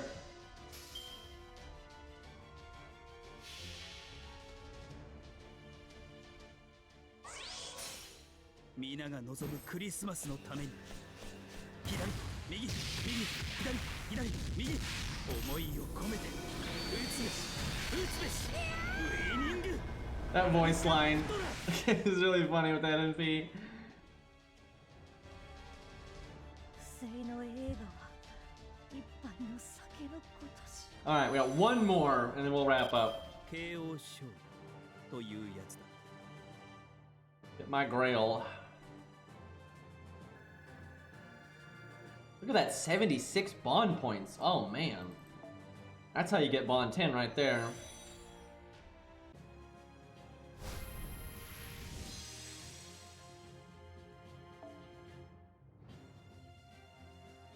Alright, last one.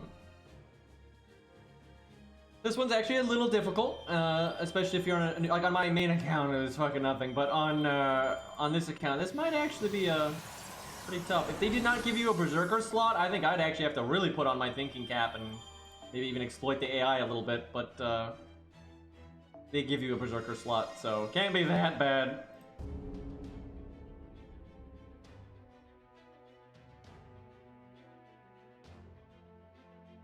Do you all think because they added a new UI to the Mana Prism UI area thingy, DaVinci Shop, that they're planning on adding Grail Front like more often, or as a permanent game mode at some point?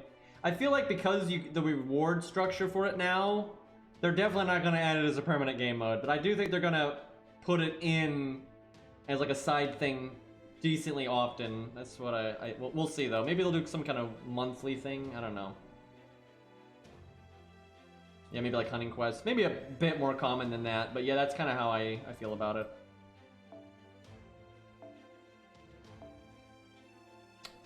Well, that's our boy right there.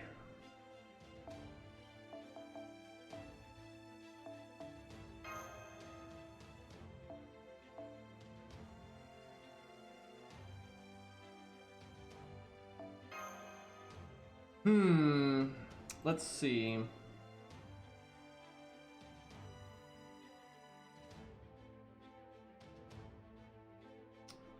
Ku makes sense, because he's one of the stronger units on this account. Ushi's fine. What else do we got over here? Let me think. No! Buttons. Yeah, I think we'll do Ku. We've got enough for one more.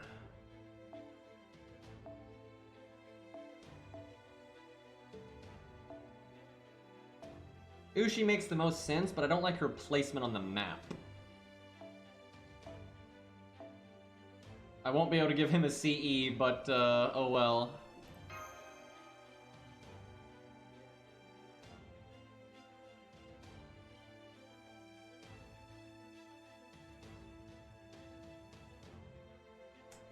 Loading.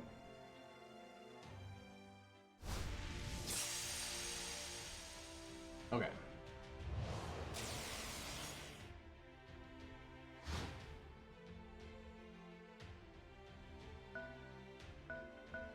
The mash spot right there.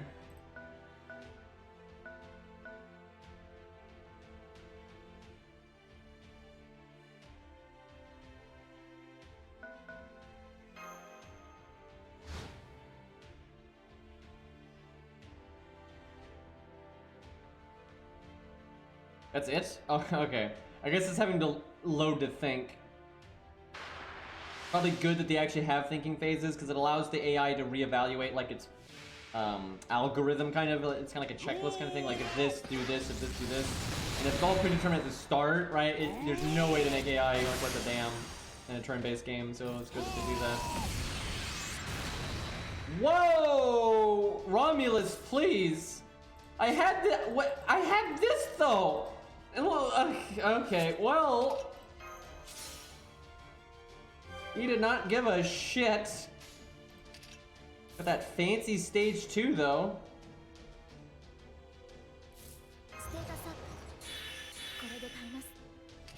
Using this early. Gotta get him low enough.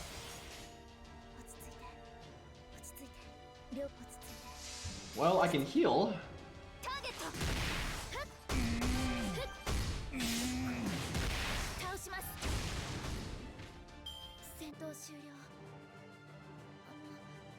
Man, Romulus going in pretty hard there. Good thing he didn't have that Buster up on the field there. I guess putting Karna in the front would not have been a bad idea.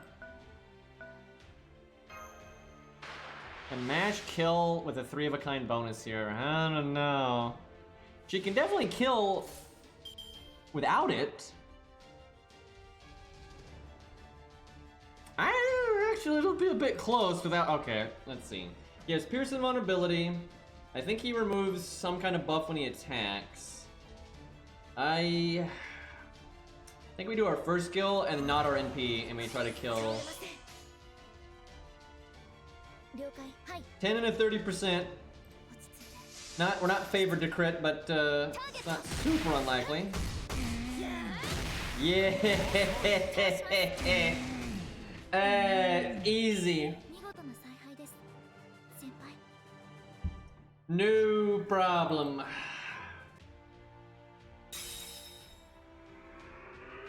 And see, now we get to attack again and use our NP.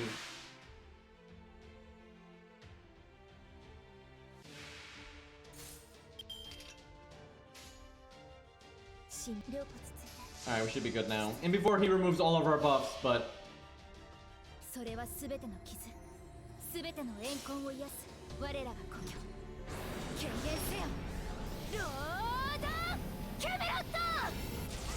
Man, Mash would be so strong in this mode if she gave herself the attack up.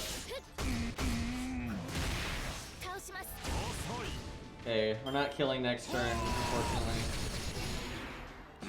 Well, there go 2 of our buffs, there go 3 of our buffs. There go all of our buffs.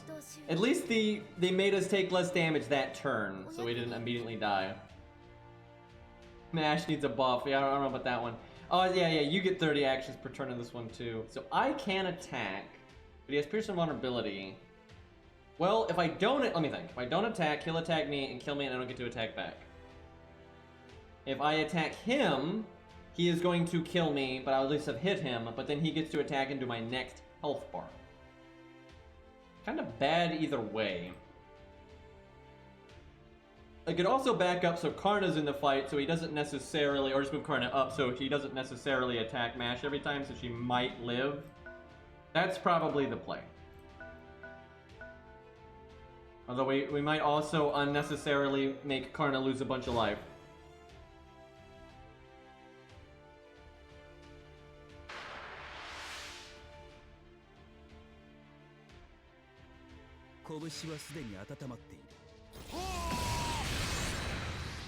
Not a good start. Nope. Well, I like how he just lasered her. He knew who to go for there. Had his priorities.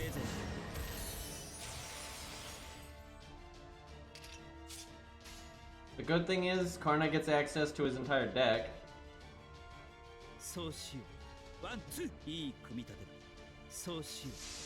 Damn though, Mash already losing a health bar. He hasn't even killed anyone yet.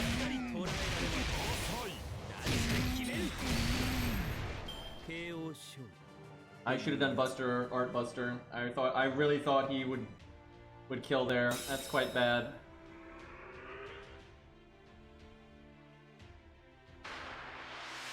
Oh shit, man, this ain't great. I haven't cast any of his skills yet. I don't get his third skill up or anything. Not the Buster! Don't you fuck. Wow, okay, well.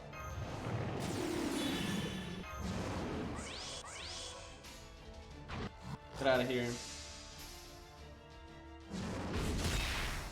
Targeting Megalos, yeah. Paying for it though.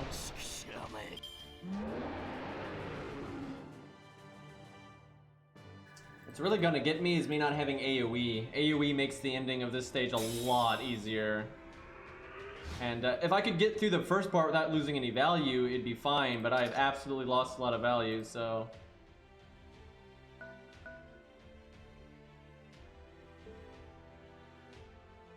Okay, hold up. No matter what, I need to do this.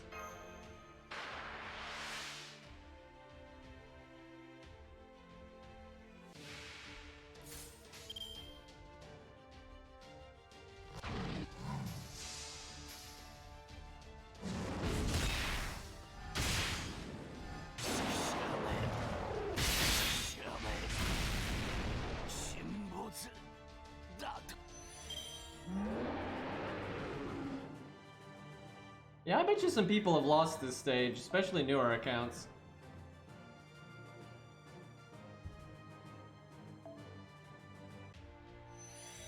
Yeah, I don't think you get the action points to do that with Nero because of, I don't like that I replaced the space with him because now I'm in range of Nero. But I kind of need my action points. Okay, hold on. I wanted to switch with Karna so Karna could get NP gain, but I don't think that's worth it right now.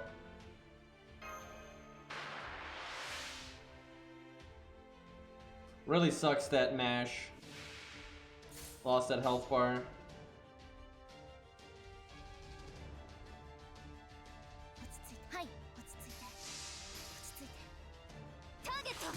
At least Romulus is out of here. He's definitely one of the stronger ones.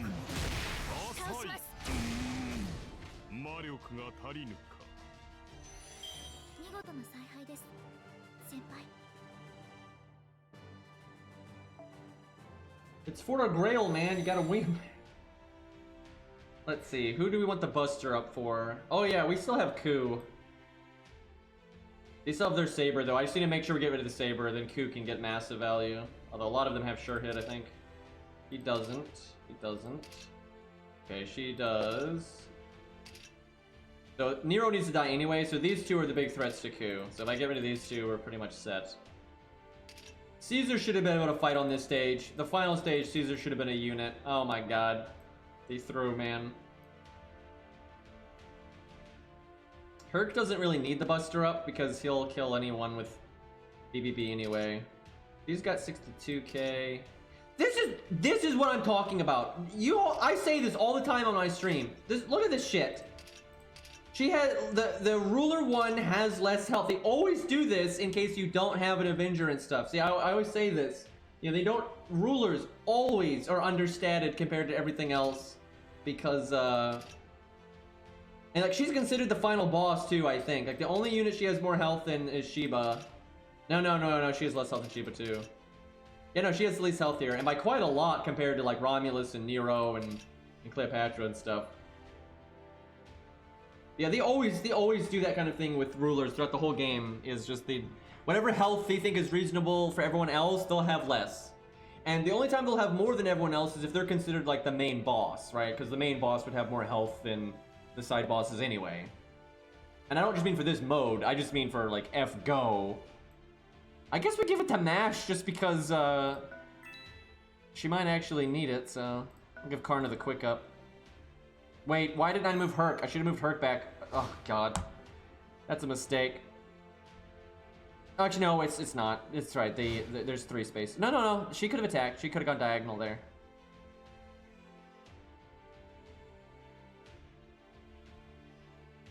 I don't know what the hell their logic is now, though.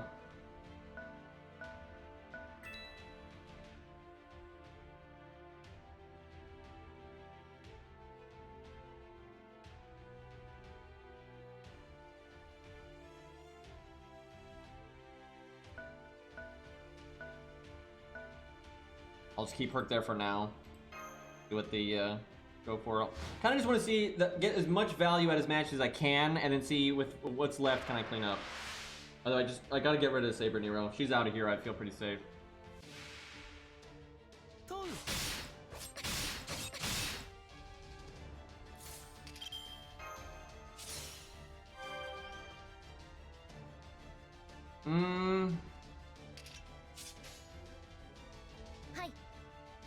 This is where VR Mash actually could get something done. With the stage buster up and her own buster up, she probably could one-turn somebody. Oh yeah, I mean, we about one-turned him anyway. That's nice though, we healed for most of the damage we took there, so... And if I can attack him now, then heal again, we'll be fine. Although, she just moved at Herc, let's see. I definitely should attack David once. It's just way too much value to not attack him at least once. I think Darius will be here, but I don't think he has pierced invulnerability, so I can just invulnerability here. Shame I don't have an AoE NP right now. I could fuck him up.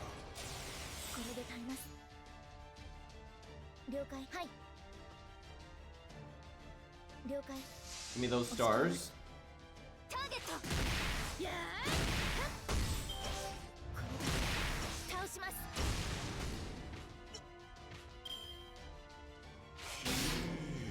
Oh, he removed my vulnerability, but it still saved us from the one hit, so.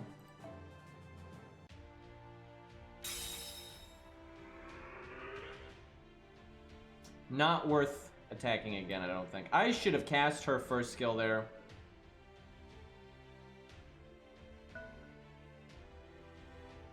I would hate it if Nero attacked Herc here, but I don't think he will, because, let's see, 10 points for attacking Mash, because he's definitely going to do that. The AI just can't pass that kind of thing up. And then 10 points for moving the 2 spaces. Actually, he could attack Herc then, because I think he has 30 actions per turn. I'll move to be safe.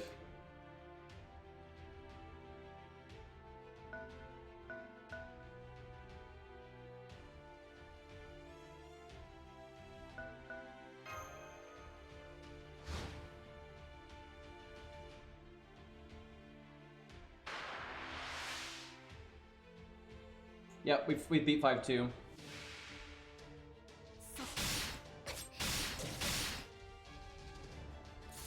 It was very fun. I love 5-2, man. Like, it's absolutely my favorite bit of content in FGO.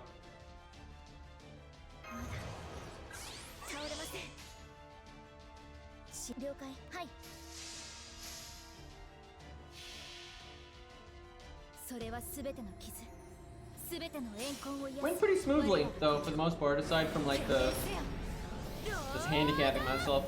We had leveled the right stuff. I think I made good, leveling Asclepius, Ricky Boy especially. I think Ricky Boy was that was such a help, so I think we made all the right calls on leveling up. If we had not had Martha, though, I would have leveled Alexander, but having the 2 buff clears with Medea and Martha, and then, Ricky Boy and all that, and Asclepius with anti-debuff, that was all just what I needed, right? I think I've made good. I think the VODs, on YouTube for this are definitely a good example of like why the servants I always recommend people to level are good, because they've worked. I think I've made really good calls, and the only bosses I've struggled with are bosses that I've intentionally struggled with because I've gone out of my way not to use things like Herc or just summoning a support that can help you carry and stuff. So I'm happy with it. It's gone well. Okay. I think we just go for Nero now. We're gonna get like fucked up by David next turn, but I can't really do anything about that, so.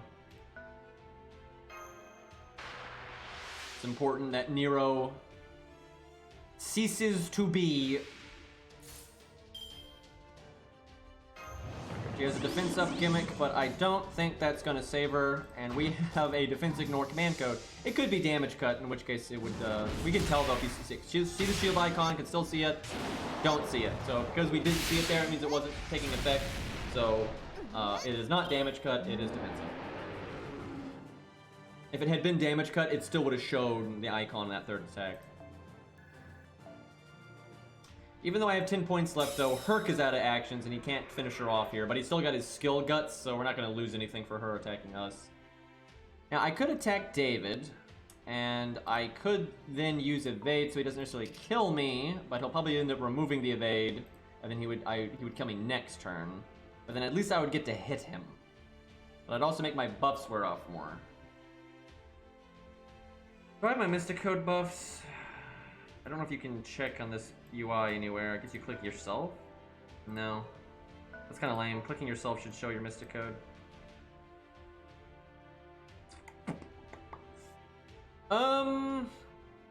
I'll attack him. Wait. If I attack him, Darius will be there. I guess I just pass.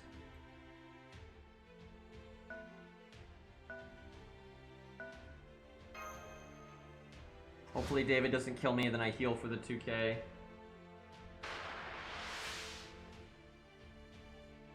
Revoke her living rights, yep. 1 buff, 2 buffs, 3 buffs, yep, okay. I need to finish him or he's going to NP me.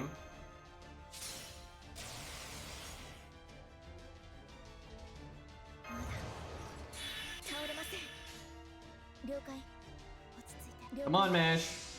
37k. Art of Death, not limit broken though. Ooh.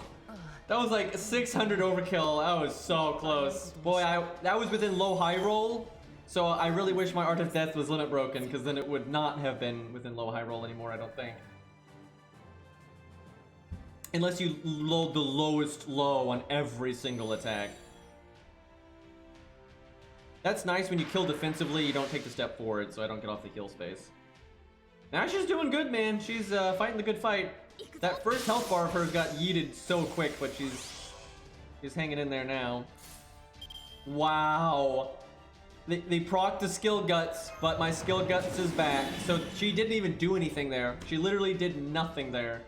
You can, that's funny, you can skip turns then and always get his third skill back and just use it as a buffer if you have to be attacked first. And you'll lose nothing. You'll actually gain a buster up. Literally, I'm going first, it's just I got a free buster up, right? She did not do anything, right? Nothing actually happened beneficial to her. She just refreshed my guts cooldown so it lasts longer, and she gave me... So I'm essentially going first, but I get a free buster up beforehand. That is fucked. And you can do that every time if you want to, because you could always wait for your third skill to come back. Why did they buff Hercules?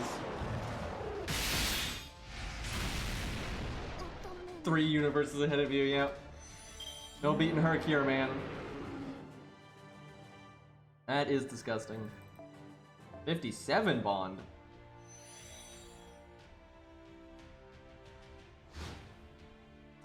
Okay, what are we dealing with here? So Cleopatra is the final threat to Ku in case Ku has to clean up and if we just like throw. Let's see. I don't think you heal passively on that space. You have to actually get into combat. I can get anyone's NP right here. I should just grab Ku's in case something just goes super wrong. I don't think I'm going to need Ku, but I'm like, I don't think the AI is going to be very aggressive now, so I might as well,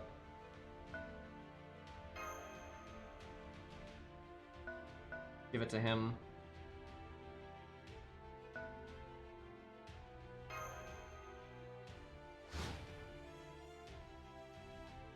Oh, wow, okay, never mind. Sorry, Mash, I think we just got you killed. I totally could have saved her. Oops. If he hadn't crit, she would have lived. Also, for some reason, Darius isn't doing counterclass damage. Oh, I'm a shielder. That's this thing that they kind of make a bad time for berserkers. Shielder is such a rare class that's kind of easy to forget that. Well, time to assert our dominance as the best berserker here. Sorry, Darius, you are pretty cool, and you're one of the reasons you're one of the units I wanted to get most when I got into FGO. Like, out of all the new FGO units, I was like, yeah, I want that one. I should have given that to Karna, really. Like how he got the healing space, but it's not gonna amount to anything. Dude, Darius is a big boy. Although Herc is slightly, like, hunched over there. His knees are bent, and he's a little hunched. So they're pretty comparable in height, although I think Darius is still a bit taller. But they're if Herc stands up straight as he is now, they're really close.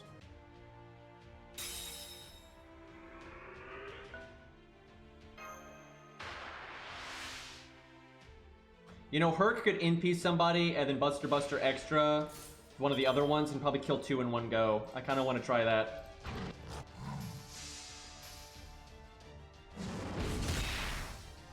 Especially if I could allow them to kill me some, so I had more Buster up.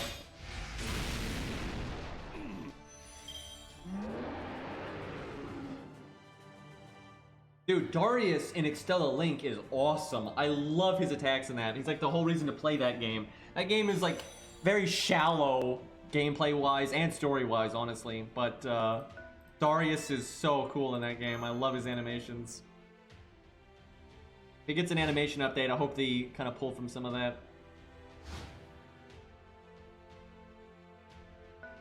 Darius doesn't have a lot of character because he's a classic berserker that doesn't get to talk. He retains more sanity than some, not enough to speak, but he's basically he's actually able to like follow orders properly and still kind of holds like an air of kingliness, if you will. But they say he's still able to follow tactics and stuff. He's not able to like talk really, but he's more clear-minded than most of them are. But we don't know that much about him as a normal person. If we ever get Ryder Darius, though, we'll probably get more of them. And then gameplay-wise, he's quite good. He's actually one of the better budget units these days because they've buffed him so much. Why is Caesar over there? I don't even want to take a cheap kill on Caesar. I want to kill all 3 of these, like very, very much so. I think I'm gonna let them attack me. Well, I want to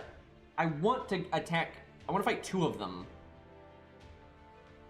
I shouldn't have moved Ku then. I could have done it. I guess I pass 1 turn and see what they do. But yeah, I want 2 or more of them in a battle. Hell, I'll take all 3 of them on. Which I would if they would stop moving. You fools! You fools! I was gonna murder them all at the same time. I was gonna NP one and then Buster the other one. It was gonna be great. But same thing like with Nero, she's accomplishing nothing here. Because that's just my skill guts that's already back. So I'm basically going first, but now I get 2 Buster ups. And look, my guts is back. Nice try, Shiba. You got baited. He's doing more and more damage. This is totally reasonable. Yeah, I like how they're just suiciding into Herc right now. And none of them are doing anything permanent because they just keep taking off the 1 guts. And then they only have 1 life left, so then on my turn I just kill them. So, it's like, there's no winning for them. And because Hercules is a berserker, their class is irrelevant. Basically, Hercules could solo this entire stage, honestly. I don't think it'd be that bad. You just have to be a little careful with the Master at the beginning. But generally, the AI is so exploitable that almost any unit can solo Grail fronts if you put in the time. This one might be harder, though, just because this is harder than a lot of them have been. But their AI is still totally exploitable. The only way you would fail to solo it, even with a crap unit, is if the Master died. And that might be unavoidable, but it normally isn't, so... Like, and when I mean crap, I mean like level 1, right? Like, normally these are so exploitable you can beat them with like level 1s and crap. This probably is beatable with a level 1, but it'd need to be at least a good level 1, like the right class and that kind of thing.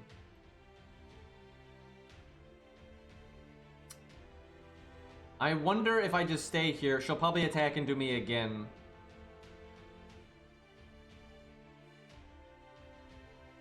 I really wanted a fight 2 at a time, though. What if I move forward twice? They'll just take out my skill guts. They're not gonna take one of my lives. And then they'll both be in the same combat. And then I'll get to do my thing. Yeah, here we go. We AoE, boys.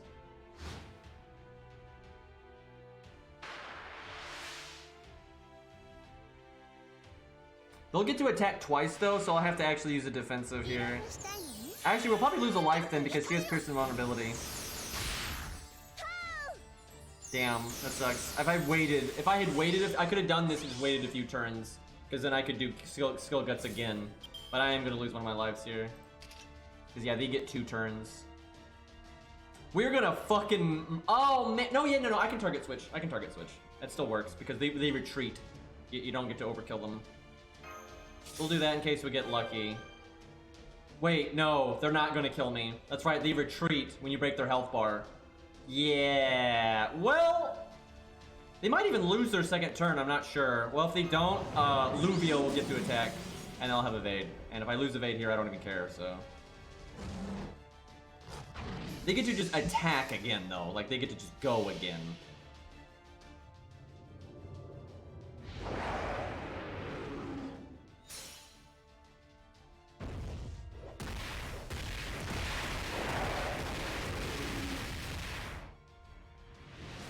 I really do hope they fix the the AI in this mode at some point, so it's somewhat competent.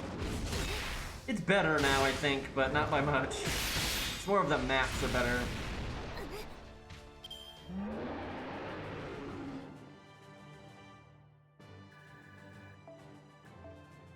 Wait, do we keep our evade? Well, even so, Cleopatra will have Pierce and Vulnerability. Why? What?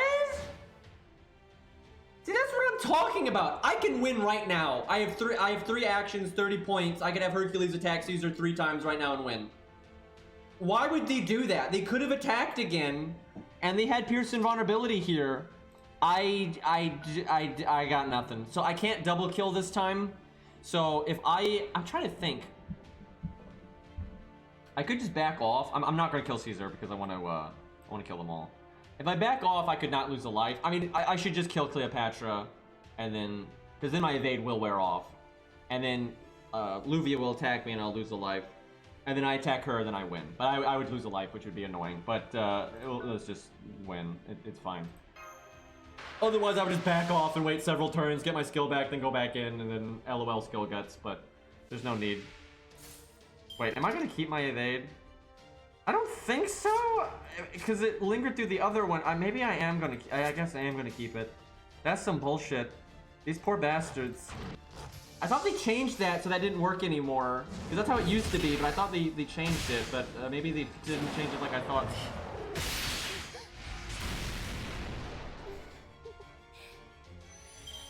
Yeah, I thought they nerfed this. Oh, okay. She just removed it though. Okay, that's right. They've got the whole buff removal thing.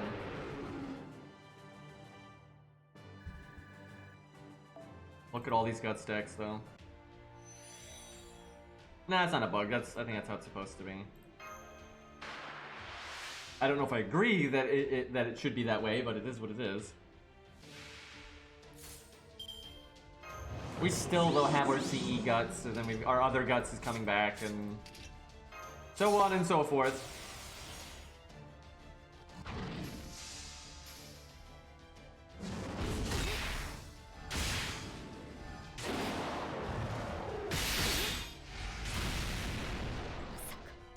Alright, GG, had to work a little bit on that one, and that would have legitimately been rather hard without Hercules, to be honest, but there are other Berserkers, though, that can still get huge value, just because they can hang back and use guts in a similar way as well. Like, Darius can do that, Blood Axe can do that, Spartacus can do that, like, you can do that whole guts thing. You just have to wait more, right? You have to take more turns to not do anything. But we got plenty of value out of Mash, and Karna never really did anything, and we said we never even used Ku, and he got the NP thing. So even if Herc was a more normal Berserker, I think that kind of thing would have worked out fine, because we had so much value remaining.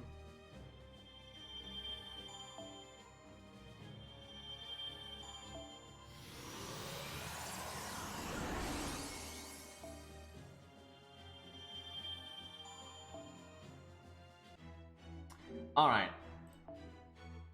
Get my Grail.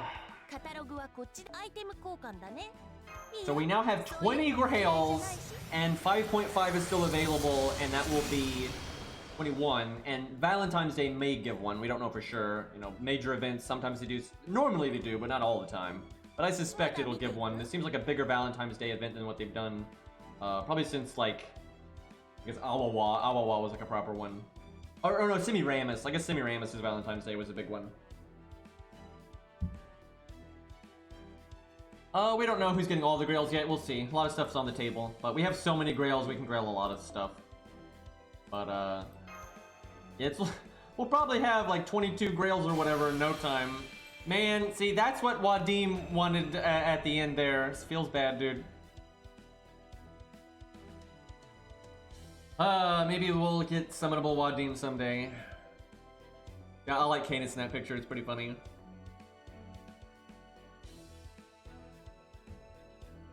Alright, boys. I think we'll wrap up there. That was kind of a long stream.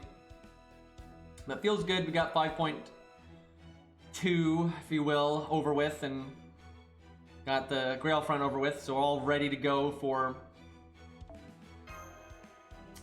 Valentine's Day. I tell you what, we'll use our 3 summon tickets on story real quick, and then we'll wrap up there.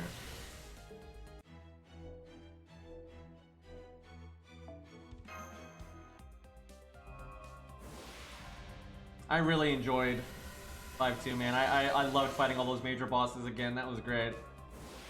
I am looking forward to 5.5 as well, but we'll probably put that... Oh, that's good. We're wanting to limit break that. But we'll probably put it off a little bit because there's really no rush. It's not like my favorite singularity or anything, and we can take our time and level up some stuff and play some other accounts and some other games and kind of come back to this later. That is such a bad CE. That is such... I mean, it's good in... It is good in a few niche situations, but... it just doesn't do enough for a 4-star CE. But there are times that it's good. Every once in a while it's good. Let me see where I'm at with the 4-star CEs here.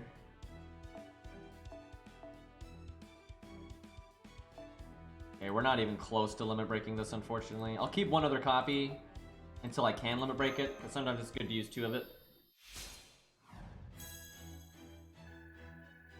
Yeah, this Pog's not very good. It's too small. It's way too small. It needs to be zoomed in way more.